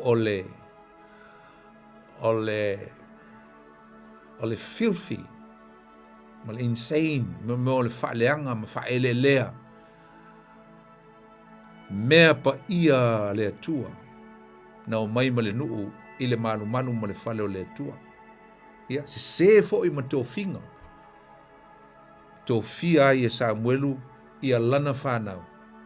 E tai, a o ia te tau na tai, pe ai whaitau i e le tala, ma nino i o le mātang o whia i o tala i e pe ai whaitau i e. Ua mafuai o na oso i manatu o toi ina o le nuu. Oi, le ai Samuelu o e toi ina. Pa whiana e mai alau whanau leanga e te itai. Ua lei fwoi se mea te tau na e toi mawhaia o e matua o e toi ina. Tofi mai se mato tupu. Na e maua lai le mata upu e valu, mua le Samuelu mata upu e valu. O loo iai ia le whamatalanga a toa. Na e mai leu tala ina. I le mata upu e valu mo mua Samuelu. Whamai o le manao o Israelu isolatu tupu. Ai matau lia le whingalo le tua. I le whingalo le tua e whaise tupu. So whaitau atua ia upu ia le whai upu e wha. Me ono wha potpoto i leo to ina umalavo Israelu o latu o atu ia Samuelu rama o latu whai atu ia te whauta o e to ina. O watali fo i la te le sawa vali i lo wala. O le nei ia e to fia se tupu mo i mātou e wha masino ia te i mātou. Pei o nuu uma. Tau le lalo le whai upo e fitu. Mai u whetalai mai ova i a Samuelu. I usi usta ia i le upu a le nuu. Vai, e whai ngoe le atua o le nuu ai le o se malo. I upu o le nuu. I mea umala tau te whai mai ai i a toe. Awa e le o oe ua la tau lafo ina. A ua la tau lafo ina o au lava. Ia le whai au matupu i a te i la tau. Vai e lafo ina le Israel o le atua. Tasia le tupu na iele. Te milea ngā o le atua. A lofa mai le atua. E le oe. A o le nuu lava lea. Ua mana na o i la tau. E lafo ina au. Ia le whaia au matupu i a te i la tau. So God was the existing God for his nation. Ne le ifina ngalo le tua fese tupu. Aisea, tasi ale tupu lea e whaatali ei le tua. Wana ole tupu lea na ia valu ia ina. Ele kenese tolu a alona whai upu esfulu ma le lima. Tupu lea na te toe, na te whaia ina le. Ia satani, istaimi o lumana. Maila ia lea. E pei o mea ua la tau whaia talu o aso, na au aveina ai la tau e kupito, e o i le aso i nei, ua la tau tu la whai mai a tau, ai au auna i tua ese. Maila leiva, o le nei, usi ustai ia ia la tau upu, tau lava ina ia e matua tau tino ia i la tau, ma wha sino atu ia i la tau, le a mionga a le tupu o le a pule ia i la tau. Ia le uon mai e le tua. Ko ke vinga le tupu a avatu le tupu. Ia fai ia i le nuu le na. A sau le tupu le a ua vatua. O ana mionga o le a matua oi ma polonga ma safai i la tau. Ia ngau tātou loa uma o saulo. Le tupu mua mua. Mai ona tau atu ai lea Samuelu upu umalava iova i le nuu na whaatonga mai a te ia isi tupu. Ua whai atu o le nei le a mionga le tupu. Ia ka ua kuloa ai fo ia. Samuelu upu le atua na wheta lei mai ei. Ai te rola le tali le nuu. Mai le nuu. Mai le nuu le whai upu suma le liva. Suma le iva. Whai upu suma le iva. Ai le i ma whawhai le nuu o na whaalongo i le upu o Samuelu. Wala tau fai mai, e le ai lava, ai fai lava so mātou tupu. Ia pei o nuu uma i mātou. Ia wha masino mai lo mātou tupu ia te i mātou. Ia alua tu foi o ia i o mātou luma, ma ia tau i o mātou taua. Wha longo Samuelu i upu uma le nuu. Ona tau atu ai lea e ia i fofonga o Iova. Ona whetalai mai e leo Iova ia Samuelu, usi usta ia ia la tau upu, ma ia e tō fia se tupu mo i la tau. Wow. Tu wai le i fina ngalo le tua e whaia se tupu. Alana winga, e le i fina ngalo fo i le tua, e whai se malo. Ka tatu woa i le winga o le tato upu, kin them. Te taonga Yesu tupu. Ale mea lea e fina ngalo e au ngani mai ai le atua. I le nei nuu leanga. Ma le whainta.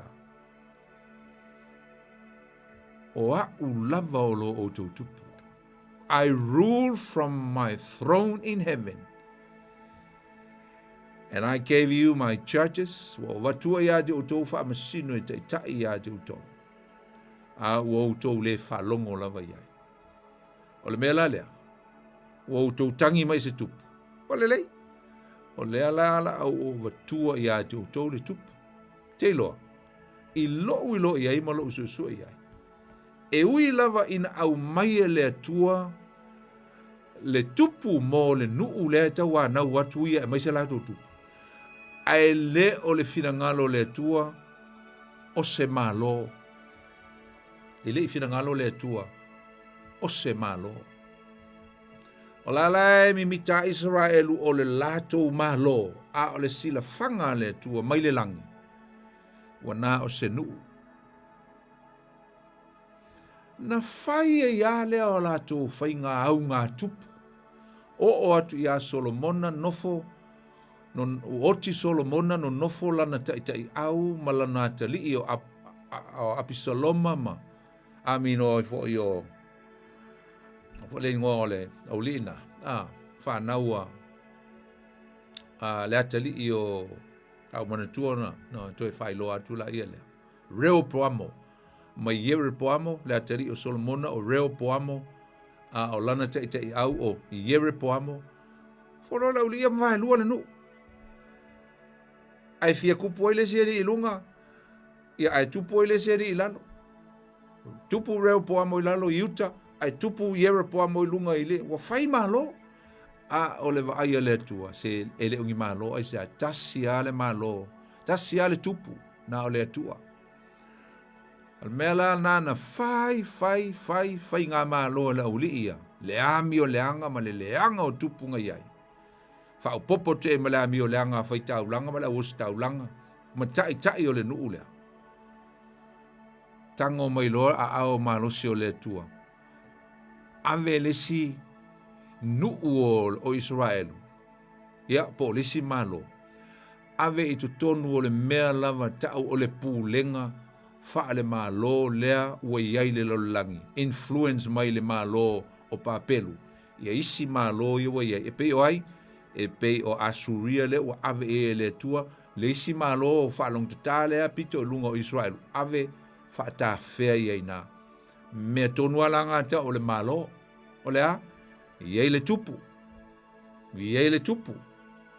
iai Asueru le tupu e iai le tupu e pule ao i le malo me langa ta o le malo ale wa ave e le tua lona nuu fia fai malo fau malo fia fai tupu ave sasa mai e na muliane ma vai te usanga e selau mon tupu li liu mai le malo si o le tua le mana o le tua tai le si malo ilalo le si malo pito ilalo ona tangata ave sauta ave papelonia ile mea lava e tau ole pulenga fa le malo ia le tupu tasia le tupu ai aula na pule le ano lau ele matangata ave fue mai ina le wali ia nga fia fai malo amen matautia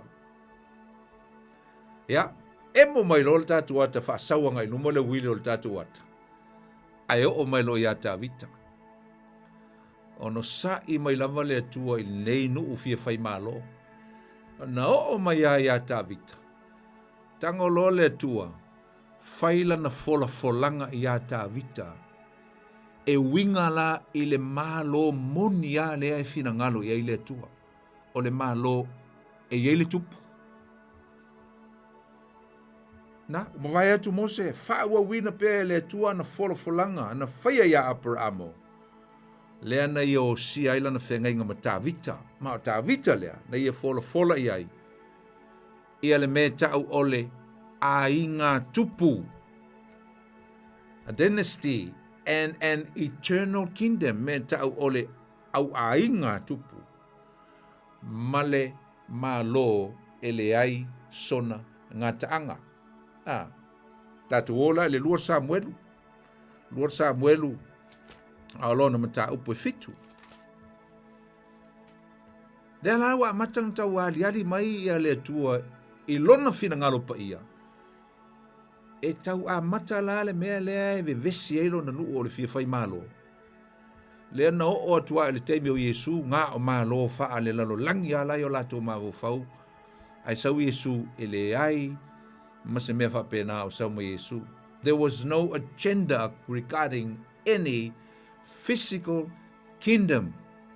Pawal melen sa wa Yesu ia le la fam tala tu me ka unka ko fam kalanga ilisi va ngam sa lo pol va ya solea ta se al melen sa wa Yesu ina wo sau e introduce mai le malo le na valu ia ina ele tua e lana au auna po le tamao Yesu ai o tavita salam amin le luar Samuel we fitu a lona foi po suma le lua na ua fie fai fale ta vita fie fai malu ta vita e ta au fie le tua le ele o e fai e lo atali ai avatu le folanga le ale tua ma le perfetanga le O lai pi whātatau i a Solomona. Awa Solomona lava le whātatau i se teimi la tamai. So the partial fulfillment of these prophecies was been fulfilled by Solomon. A ole au tū o le pol kalame a tua le po le valo anga le po le promise le tua. O lo whātatau i le mālo o Keriso i le lumanak. Whaafonga yupu ia. Mai ua whaatoina waso upuia le tua i a tawita. Do inga wo toina, wa e toina. Ma e te oto whaatasi mautama. Ona au tui na atua i lea o so o lau whanau pe ama vai atu oe. E tupu mai ai atu oe. O te whaatu mawina foi lona malo. E one ngalo le tau le upu malo i. Ai leo whaatau ai le atua i le malo lea o Solomona. Lai whaatau i le whaatu mawina everlasting. Whaatu mawina o lo malo e whaavavau. Tauria ele i whaavavau se malo o Solomona. A oi le tau mai i whaavavau lona malo. O le malo Yesu Keriso. Mai o ia lava na te whaia le whale mo lo ingoa. O te whaatu mawina fo le no whaali o lona malo e whaavavau. It's all about the kingdom of Jesus Christ, kingdom of God. Leo valo ia i. Mai e whaia o mon tama, sau e ale lalo. Ai mai e ale whai upu e se fulma le fitu. E pei o nei o a suma leono, o te whaatu mawina lou a inga, ma lou ma lo e whaavavau i o luma. E mausali foi lo nofo ali e whaavavau. Le whatoanga ngana mai le atua i le upu malo. Ai leo whaatitau wina lava i le atua. I se malo a physical kingdom. A literal kingdom. No. O le tautala masau noa le atua. I le malo o Keriso. I le lumanai. Ya, no foi le teimi o le profeta Isaia. Fola i el profeta le fio mai o le tupu lea i se teimi o le lumanai, le tangata lea, e fai matupu, to e fai mawhaola. Fai mai o ia o le atua a toa, a o ia foi o le tangata a toa, ma o ia o le a fai o ia matupu, i le nofua li i la leo ta vita e whaavavau. I lea, Isaia iwa. Isaia iwa. Tātou whaalungu so iai i le nei valo anga po nei upu ale profeta o Isaia. Isaia iwa. Alono fai upu e ono e o le fitu. Fa mai awa ua whanau mai mo i tātou le tama vai koe ongo se lau fiku se lau kausanga o Isaia.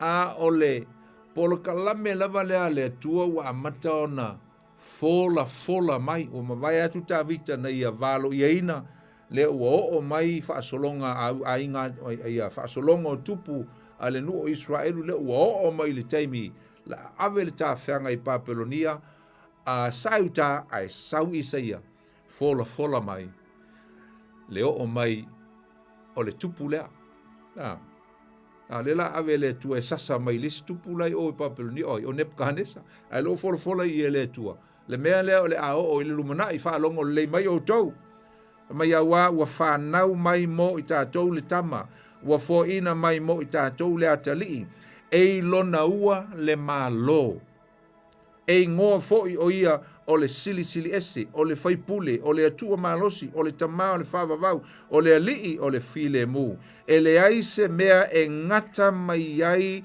le tele o lona malo ma le file mu o lona malo e le nofo alii o tāvita ma lona malo e fa tu mawina winga e tu mau e le mavae e forever e everlasting ma i fa mawina ma fa mausali i le fa masinonga ma le ami o tonu e a fua mai i ia ona po e o i le fa vavau o a ia ona po e a fua mai i le teimi e sau e whanau mai e le tupu lea e introduce mai le malo le tua.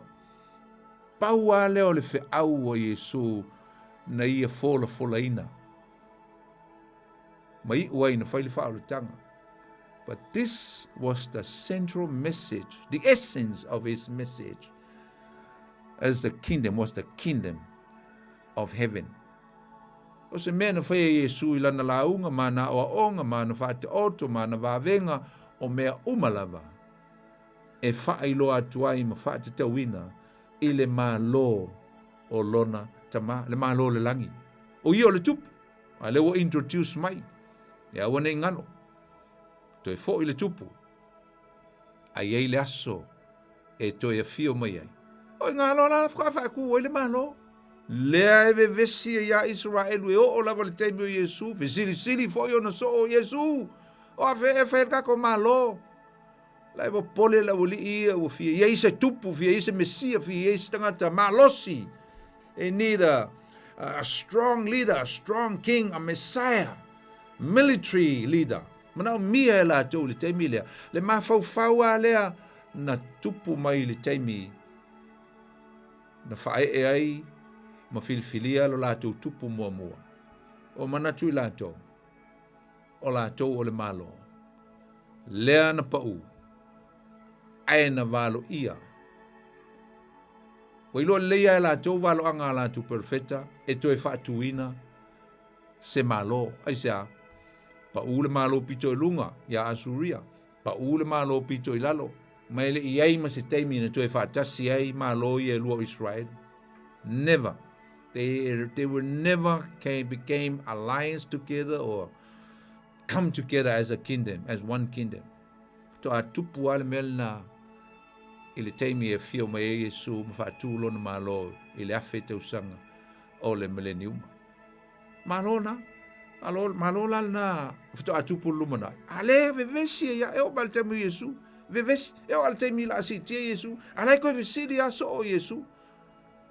El tu se nga luenga lom tau mo ole we toi fo ole we toi sa we toi fo taile le malo mo Israel ole we sa we fa e o luinga la tu visin ole we sa mo se pule fa military ma losi e fa inai Roma so that you can conquer the Roman empire and their rulership.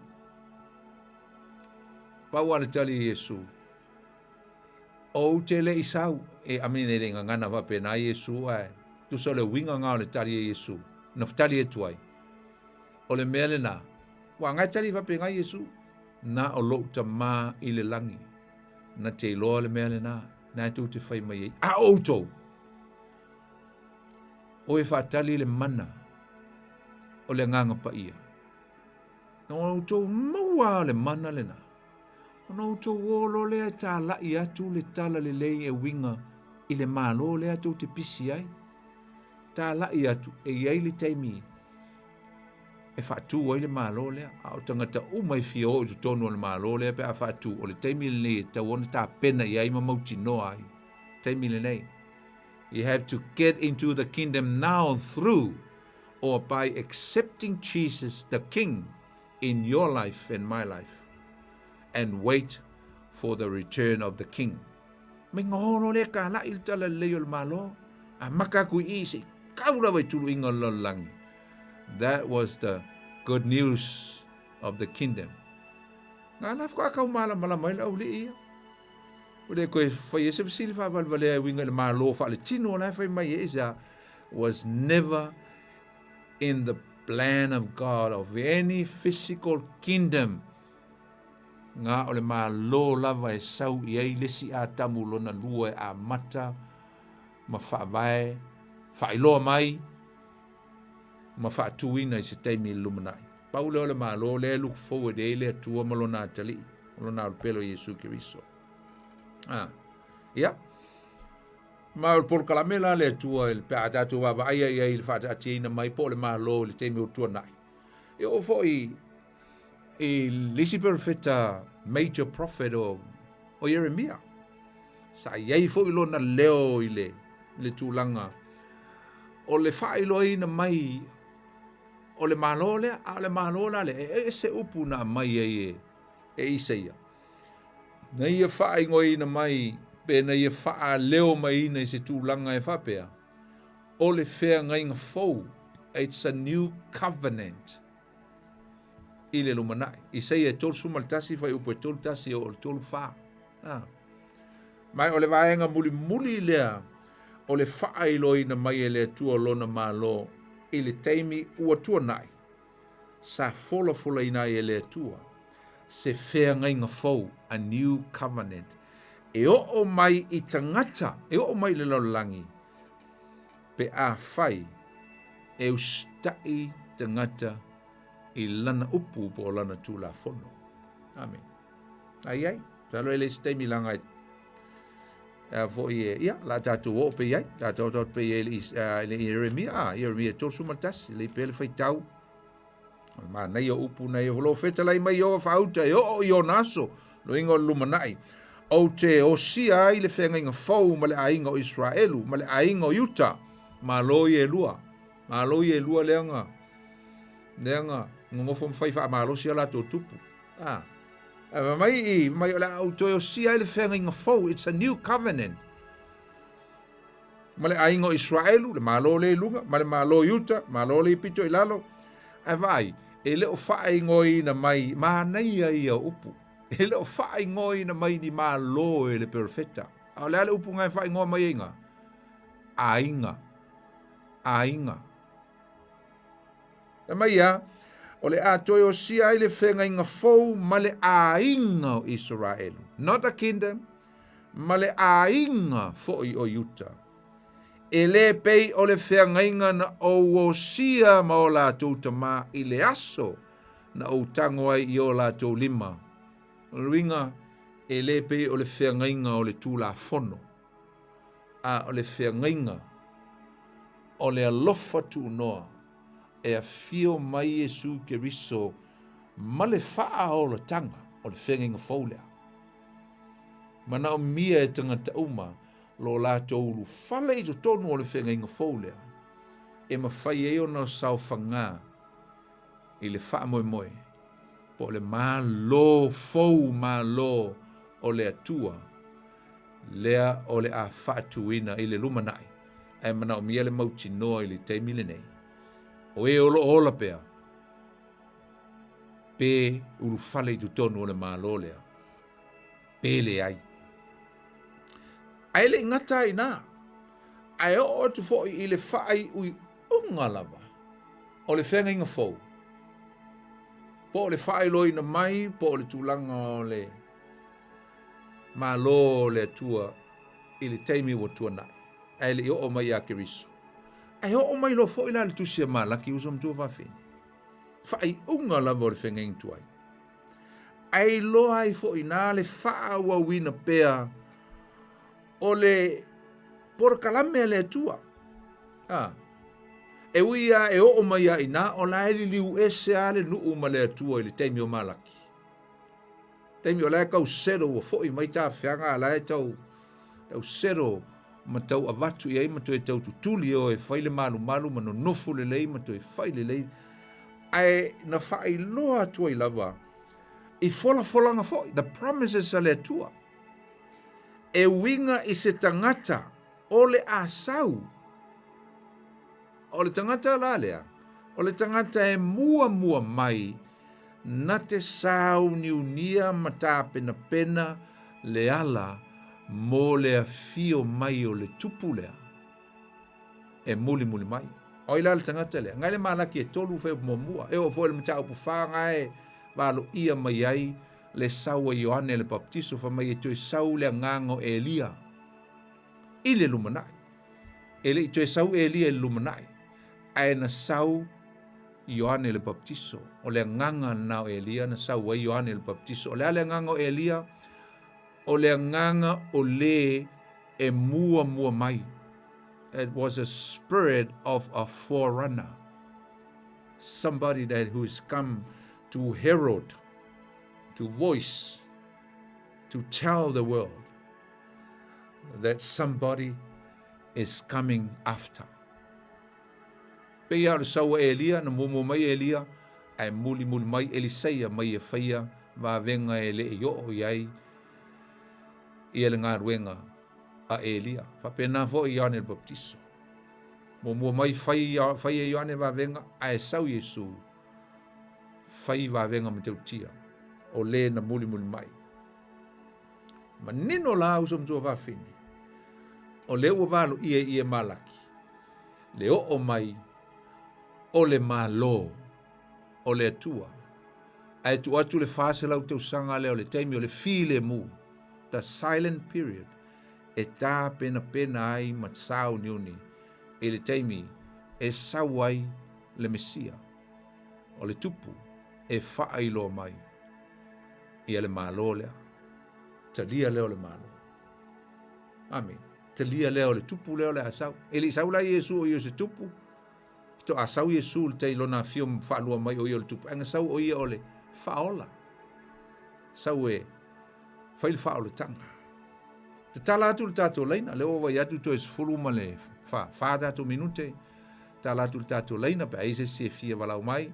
Mai fo iso finangalo. So sani ma le tātou mta aupu le nei e fiafi. Ya. Lea e. Tau whai e tuai le tātou mta aupu i nei e wha malama mai. E al tūlanga o vaenga malava e maise lava. Vaenga tāu e tolu. O le teimi o tua nai ma fuafuanga ma pol kalame le tua. E ai linga te foi lea le a tātou taloina le vas fau. Le malo le tua i le teimi le nei. The presence of the kingdom of God. I an tātou whai ua e lolea. I le malo le tua. I le lumanai. Neu sau tātou walau mua whata alofa atu le tātou walau. Ta alofa lava.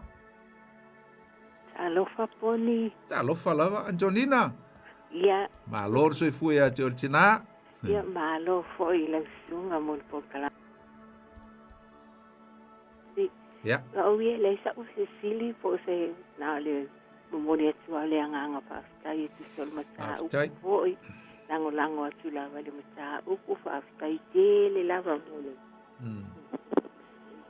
Wal pa mara mana mai no le fionga le tua. Mai siamo lo o au tangata. Ia ile tua. Ole bala au atu na poni.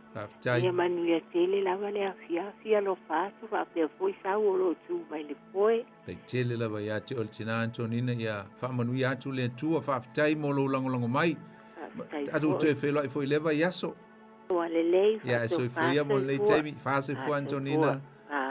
Ala fai ia via le tua fa tai nei tina ia manisi to tele sia tato maftanga tai le lango mai ia e te tango lava foi ia nona share le o tato por clame to atu foi sunga ia saulunga o le Facebook ia e tau ia na tango le share tato por clame ia fa ngolongo foi se stangata o tele upo le tua alo no tato leina le fiafi ai fia walau mai ia na walau mai la ia lea e mai so finangalo ia pe mai so fisili e manino lava le fenga inga tuai pe on tatu tal noa usum tu va fine leiloa io se pulenga sa kingship pulenga o ao le tua mo le lalo langi atoa ai sa manino mai e foi le maua lunga o le pulenga lea a le tua na ia fa soina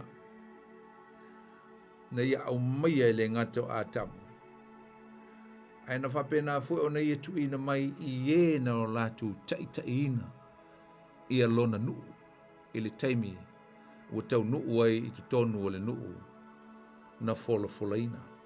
Amen. Ai ino ua o mai la i le whenga fau. Ua whaafauina mea uma. I mea uma e ala i le pulenga o awa le atua. E ala i le pule ma le mana a toa na whaalia mai e Yesu e ala i lana ngā luenga na i e whaia mo le tolu tausanga. O whata oto umana sauno i e Yesu e refer lava i le mālo o lona tama. E tusa le mālo o le langi. Malea mea. Na whaia ile Yesu o ni tala mania o onga mātango fie ina ia te tai mai ai le whaalongo po le manatu o le tangata na te iloa le lei ai o le ato toanga o lona malo, o le ao o mai lea i se teimi i le lumanai, i lona toe fio whaalua mai. Amen.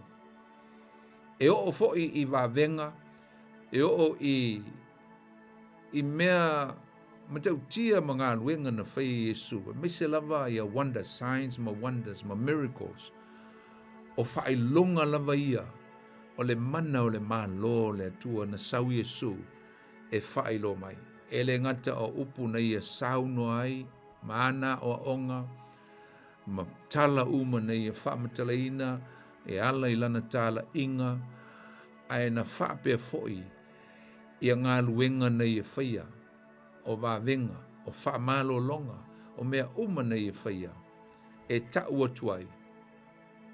Le ai e le mā losi atu le mana o pele se pulo, ma le mā lo le pongi sā, nei lo le mana o le mā lo leo le atua, o lo sau ma Yesu Keriso, o ia o lo iei le pule ato toa, ma le pule whatupu, o le a ia exercise ina, po le a ia whaatino ina ma whaataunu ina, i le teimi o le a nofo tupu ai o ia, whaatasi ma lana aupa ia, i lona malo, i le ola e whaavavau, ia po le langi, ia po le malo le millenniuma, i le afe tausanga, o lo tātou vava ai atu iai i le lumanai.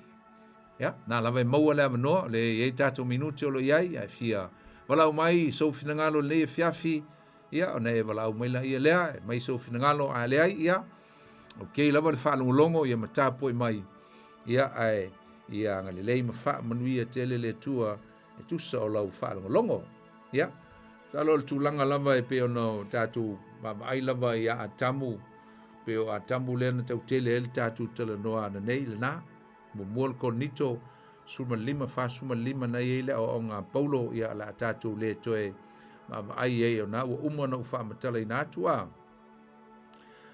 Ai, naona tātou toe te patasi lava i e tena, whai o ele tātou ma tā upu. Ia, whatalo whātu le tātou lau, talofa. Talofa lava. Talofa.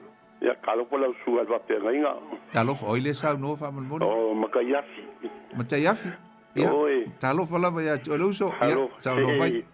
Papai lava mole, por kala me maanga il makango fie. Au tai. Ia, iwa o siau pisiri le pa pisiri kwe lau sunga. Ia. Oke, pisiri aku wha mole mole. Ia. Pone meanga, isala erunga mga se la komalo. Ai le mga ile kwe fese malo isala erunga kau peo longa ngu isala e. Ioi. Ia. Pisiri le. Ia, alena.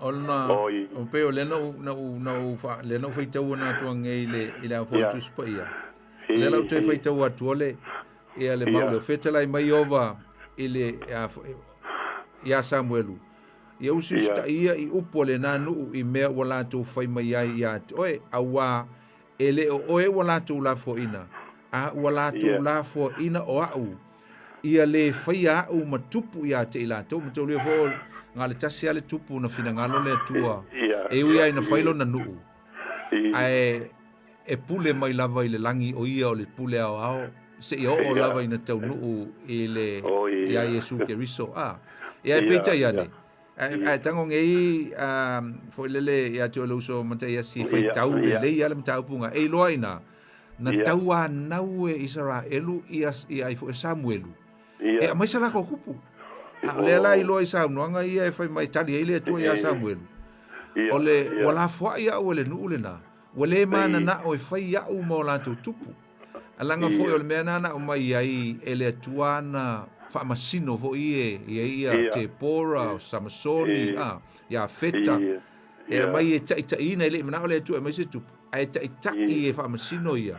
Ia e so soni ia au fai taulanga. Pe ila o le teimi o Eli, le fai taulanga ia ma Samuelu ia ai na matua ona ua mana ona o le nuu o Israelu fia fata i tai i tupu o i malo i la tu te tua o i manu ia va vai tu ia o le e fai la ko kupu ia na pero se tali pupu atu le o lau sauno ba kwa ma ia fa kai kere lau sunga ka mala mala male ia le wa lo longo kwa o pa pero si o ke sili pe ku lo sunga o le mele wala inga ngale pie sa la elu ngol le mga o se la ko ku pe ka la ko se malo e pe ka yangi la elo mangi ola la pa lo ngolo ia ele mga o le ko pe se malo i se la elu ka lo ngu na no le nu se Paul men finga lo ile tua fia mo se nu mo mai se ainga e fa na uma ye la le tupu le finga lo ile tua o lo na tali ile ala aliu tangata la aliu la luese mai lo nei tua e sawe e fa wa u me atamu le nga se ia o le leila fa pe kai kene lo sunga kai la wala mai fa time da yasi le ma we pa por kai me ke me liu ko lo ngoka ia fa tele lava pe nga ba lo ku ma pa ga fa tai ya lo fa tu ya se fo ya fa se fo o la na fa malosi fo le i tato au fa longo ma nei ia pe alu e faitau ia le tusi le na over tu ana nei le mo Samuelu o lona mata upu e fitu mo Samuelu mata upu e fitu amata mata upu e fitu na tu fia ele tua ia Samuelu o ia le tango e fa masino nu ia ai fa le tonu elo nga fa na Samuelu ma eli ia failo mo si o le nu o le tua o le failo i la ulia ia o ese lo lua e mese manto tupu ai le o le fina ngalo le o le tua na mana o lava le tua e operate mai ona tangata mai le langi e ala lea i le taita inga po lana pulenga pule lea ua ia delegate po ia o tu ina atu i whamasino e taita i ele nu ia e peita iane ia vinga la uli ia le tupu ia le lang tatu tal noia nei tangolo le tua mai le tupu vaila ia le oi ma le polonga le tupu nga mai le tua isa le la vanga wone le tua a over tua le tupu o le ama tua i polonga ai o tau ia saulo ia matua i la ngona le leo i rama i le oi ma le mafatia o le nuu lea i le fase fulu te usanga na nofo ai ia saulo i le nofo ali e fai matupu ia leo lalana saulo ta vita ia matua e tau feo lolo i loale tulanga na o ia i le whanau o le tua po le nuu o le tua ia vi ia le tua ia le wo mal taimi nei ia o lea o lava ua tatu vavai i le ia se tupu o tu ua e le tua i lona malo po lona nu o Israel tu ua iai tai tu ua iai ia tangata o lo te ia ai le ia se me ta o se tupu i le i fatu le tua ia fata ta ia Roma ngalenga pule ia o to festo tupu le ai ma se tupu ai sa langa mana o fina ngalo le tua e operate mai pe fai mai pe i lana pule i le langi ia lona malo pe atatu wolava i le winga moni o le upu o lo tatu fata waina le nepo o le kingdom o le malo o lo winga e te tauna i se tupu ia iai mase malo e la veai tangata o la wile ele o manu mea umala e o iai le pule fatupu a le tupu e to tasi a tatu fai usi tala ma to vi ia oe lo mātou tua le nei po whaaftei tele ua whaapenao na fai wina le mātou mata upu e le nei fiafia lo mātou tal noa e winga i lo malo ia a o whaapenao no mātou whaitau atu i lau a fionga pa ia lo mātou tua le mātango fie o le o mai le tua o la upu e whailo mai ai mātou le tua o oe lava e whaatitau i ai le nei upu o le malo awa wana oe o le tupu o oe e pule au i mea uma e pe ono mātou whaitau i lau tuspa ia i amatanga ono mātou mata upu o lou no whaali i o loo i le langi a ua pule au lou malo i mea uma o lona winga o oe lava o le tupu e to tasi ai te pule au i malo uma ma mea uma o loo e whaia i le langi male le langi Mātou whaafitai atu le tua wa mātou te tonu. Te leo tu la fo ina I mātou tonu le nei lo langi. Pongi sā, ma le leo lo mātou iai. A mai se o whainga mālo e lua o lo o whapena o whiaumi ai, o le mālo o le pongi sā. Ma le mālo ke riso, o lo o ati na ina I le mea lilo. Whaamnui ai lo o tunuu, whaamnui ai le nei e fiafi ma whainga mālo longa. A mai se fo le nei vai aso. Te iatu lo mātou ola I lesi aso fau, le a mātou toi whelua I ai vai aso fau. Au tū mau pēr lau tau singa ia I mātou. Whamangalo so mātou se se. Ai e tū mau ia tō ele vi inga o le whamanu, mo le whane tanga nei o aso umai o le whababau lava. Amen. Ia, o le tātou por klamel na leva iaso Samoa. E whamamoi o la tātou tō e whtapa I fōi le vai aso fau le aso mfua le teimi masani le tātou por klamel. O le tutu o le upenga I le loto. Ia mo le nei a fiafi o la auto au na nei poni fonati fa soi foia mo le nei taimi. God bless. Tasilima I watolu amo. Radio Samoa.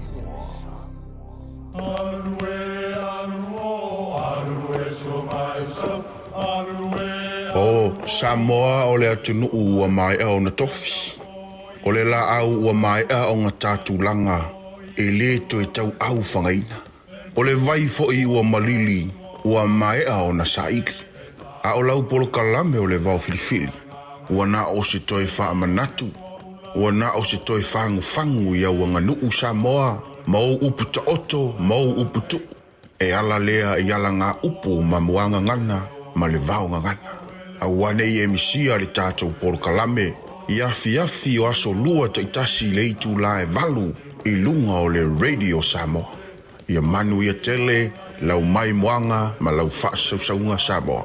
Tala falava Samoa o foi nei o eni ma le tatou whale tā vale lau iloa o le Car for You. A whailawa ta sa ili sa tā vale, le aise laisene pe maua le laisene a o e whaingaluenga tū mau, ma le leilo suafa. Whaingo fia lava le Car for You na fisosoani mo oe, maua le tatou cashback pe a mana mia le fisosoani. Talofa lava Samoa o a whaile nei o lofa, awa nei ngalo le tatou Facebook page le Car for You, pe te su mai le matoto atu si tolo se lao Kreisa Front Manrewa, pe fraso tai mai le mato telefoni, over te lau lolo a fitu Faiva na valu, fa fisili mo en po alofa. So fase fua. O e si la fia me e whaatino e mawhaiona e umia iso fale motu le lumanai. A whai fo i iso fale motu, o e si la fia mawhaiona whaatino ni isi o fuafuanga, e whaongaire equity o lo fale. A wane e misiere por kalame, o le malu I fale, ia fiafi o soruru taitasi le se fulu e te aile whaa. O le a e si la fia ai au wala e mawhai eona e umia se fale motu le lumanai, ma au wala e whaongaire equity o lo fale motu, e whaata wai se isi o fale, le por kalame o le malu I fale, ia fiafi o soruru vai aso taitasi, se fulu e te aile whaa. Nalo Samoa, wa ule nei o kasu alu, a wale sui ale ngila wa ule kio. A eva mai ina se fulu lima iwa kolu, amo, Radio Samoa, vevela a.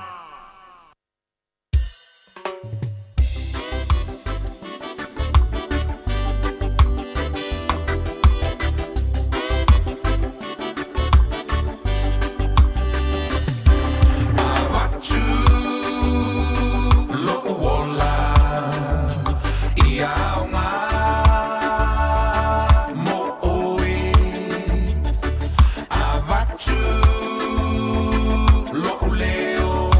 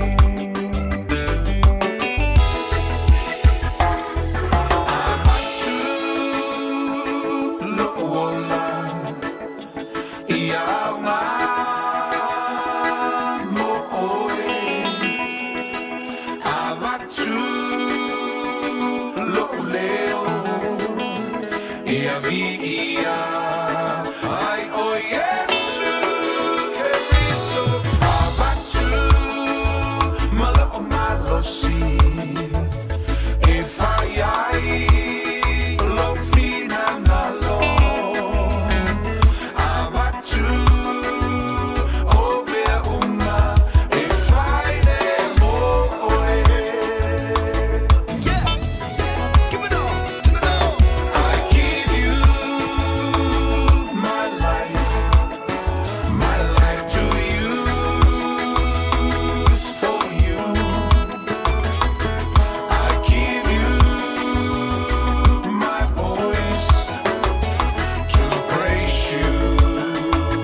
You my Lord Jesus. I give you my strength to do your will, oh my Lord. I give you everything committed to you.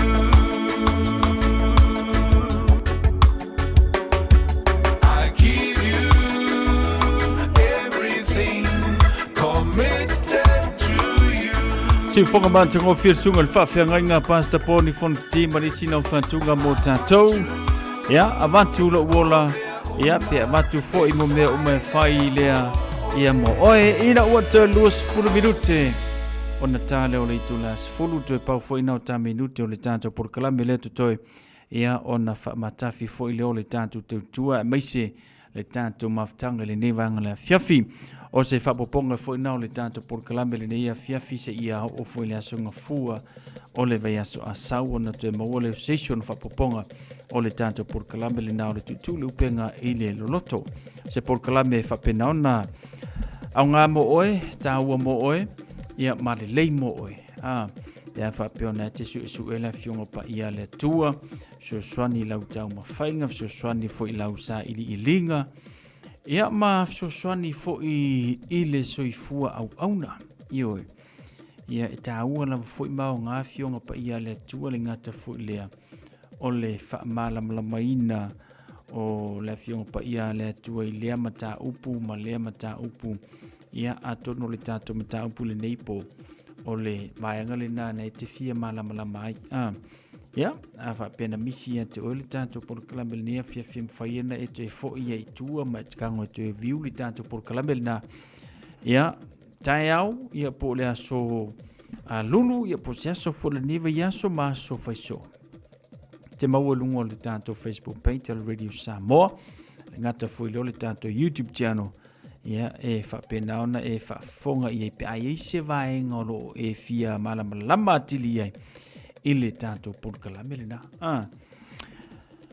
Ia, o le tūlangana le na i le tato porkalame le nei a fiafi. Ioe, o waiteimia o au ina fo ima a onga tsunga whawhenga ngai ala le mata upu peone i le ango tu spaila waiteimi. Tele yo mata upu tā ua. Fiso soani mo le tangata. A me se la tongo whapena ona whaonga ina le ola marsoi fua i to tonu a so se ngaruenga. Ele na o e kalesia la le sunga le whaife au. Ia po e kalesia. Peo tatu e kalesia le wai le newa i teimi e whaatanga i le aonga le so sisia. Iyo. So sisia e whapena ona tā ua i le porkalame. Il pito ala i lalo ina ua mai a ia le telo matau polo ia ia upu whapea. Sue maolai. Sue maolai. Ale tā ua i o le nalu i tau i leo lango le tangata sue. Ia whapena fu i leo lango le tangata ua ta ua o le mea o le tangata lotu. Ia o telo tātou. E sue le aso sa. Ia o ngā amaka le ola i le aso ngā fua. A leo le ngā sue le aso sa i le tai au. Ia po le vave au. E amaka le loku i le aso sa i le tai au. Makua le ola i ai merang sue le vave au. E ese ale le lalo langi lai sauai. Tu langa le na. Ia, o le tāua o le vaenga leo le au. Ia, whapete fia maua ia nei so sia le nau le fionga pa ia le atua o ni ngale mwhai ana e toi maua I lungo le tātou porkalame. Ia, whaftai fo ilana au auna o le whaamanoa ina o le teimi. Ia, ka ilo I peko I se me maua fua le nei teimi sole. E lau kalama le sa. Pa wala me lau ke ilo e maua fua ke mingi o le ea. O mea uma le nei lalolangi ke le maua e ngoma se kupe. Ai ka ngola e whawhasenga songa fua le kausanga. Ia, me waile e maua fua ngā so sia mga mea mga ngai a mailana au auna. E ale le tātou porkala me whamanuia le tua le tui taliwa tōlana au auna I maota malawa. Pui ma la vea I lunga au wala o le au ia. Ia, te maua sisi whapopongo le tātou porkala me le na. Ile asonga fua e mamoutinoa sue maolai. Taua tele na whamano si mo tātou ile nei vaitemi. 15 minuta na tā leo le sefulu.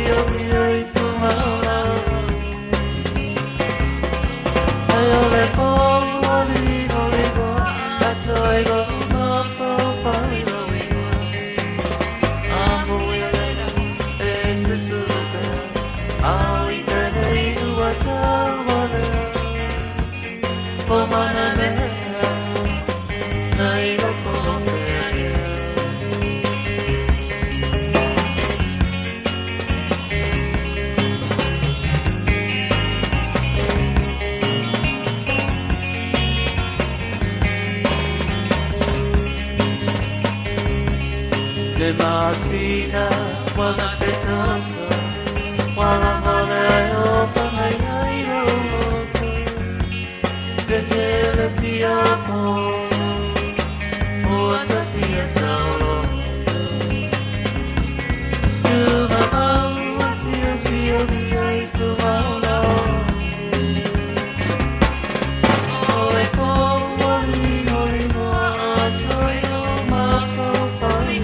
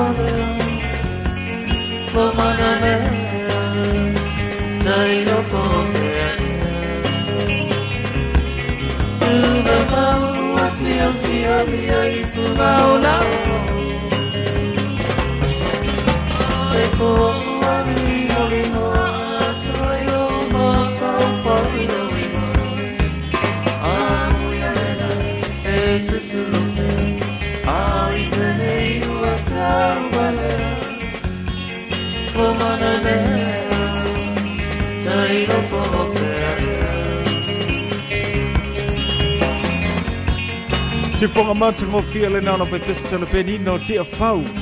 Tau walunga tuai male tautua le nevang la fia wala mafoi le fa fonga mai le tanto tanu. Ya male tanto por kalame pe one yele ne ya songa fua. Frai tanto le solulu le lofa malanga le leo le tua manuia mano longa. Manuia foi fe au mga ruenga la fia ngai male tanto tanu. Ile ne foi vai aso. Ya ai me se foi la tu lo fia ngai mga ruenga le ne ya fia.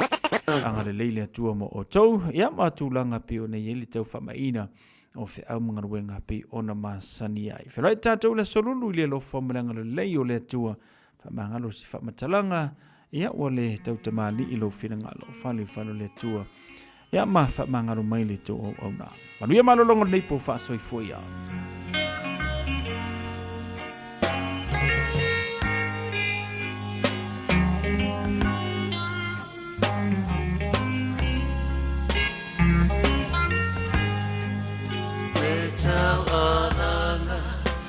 Solo bona e patata ile alofa ele mafai e vai e tele natine ya ese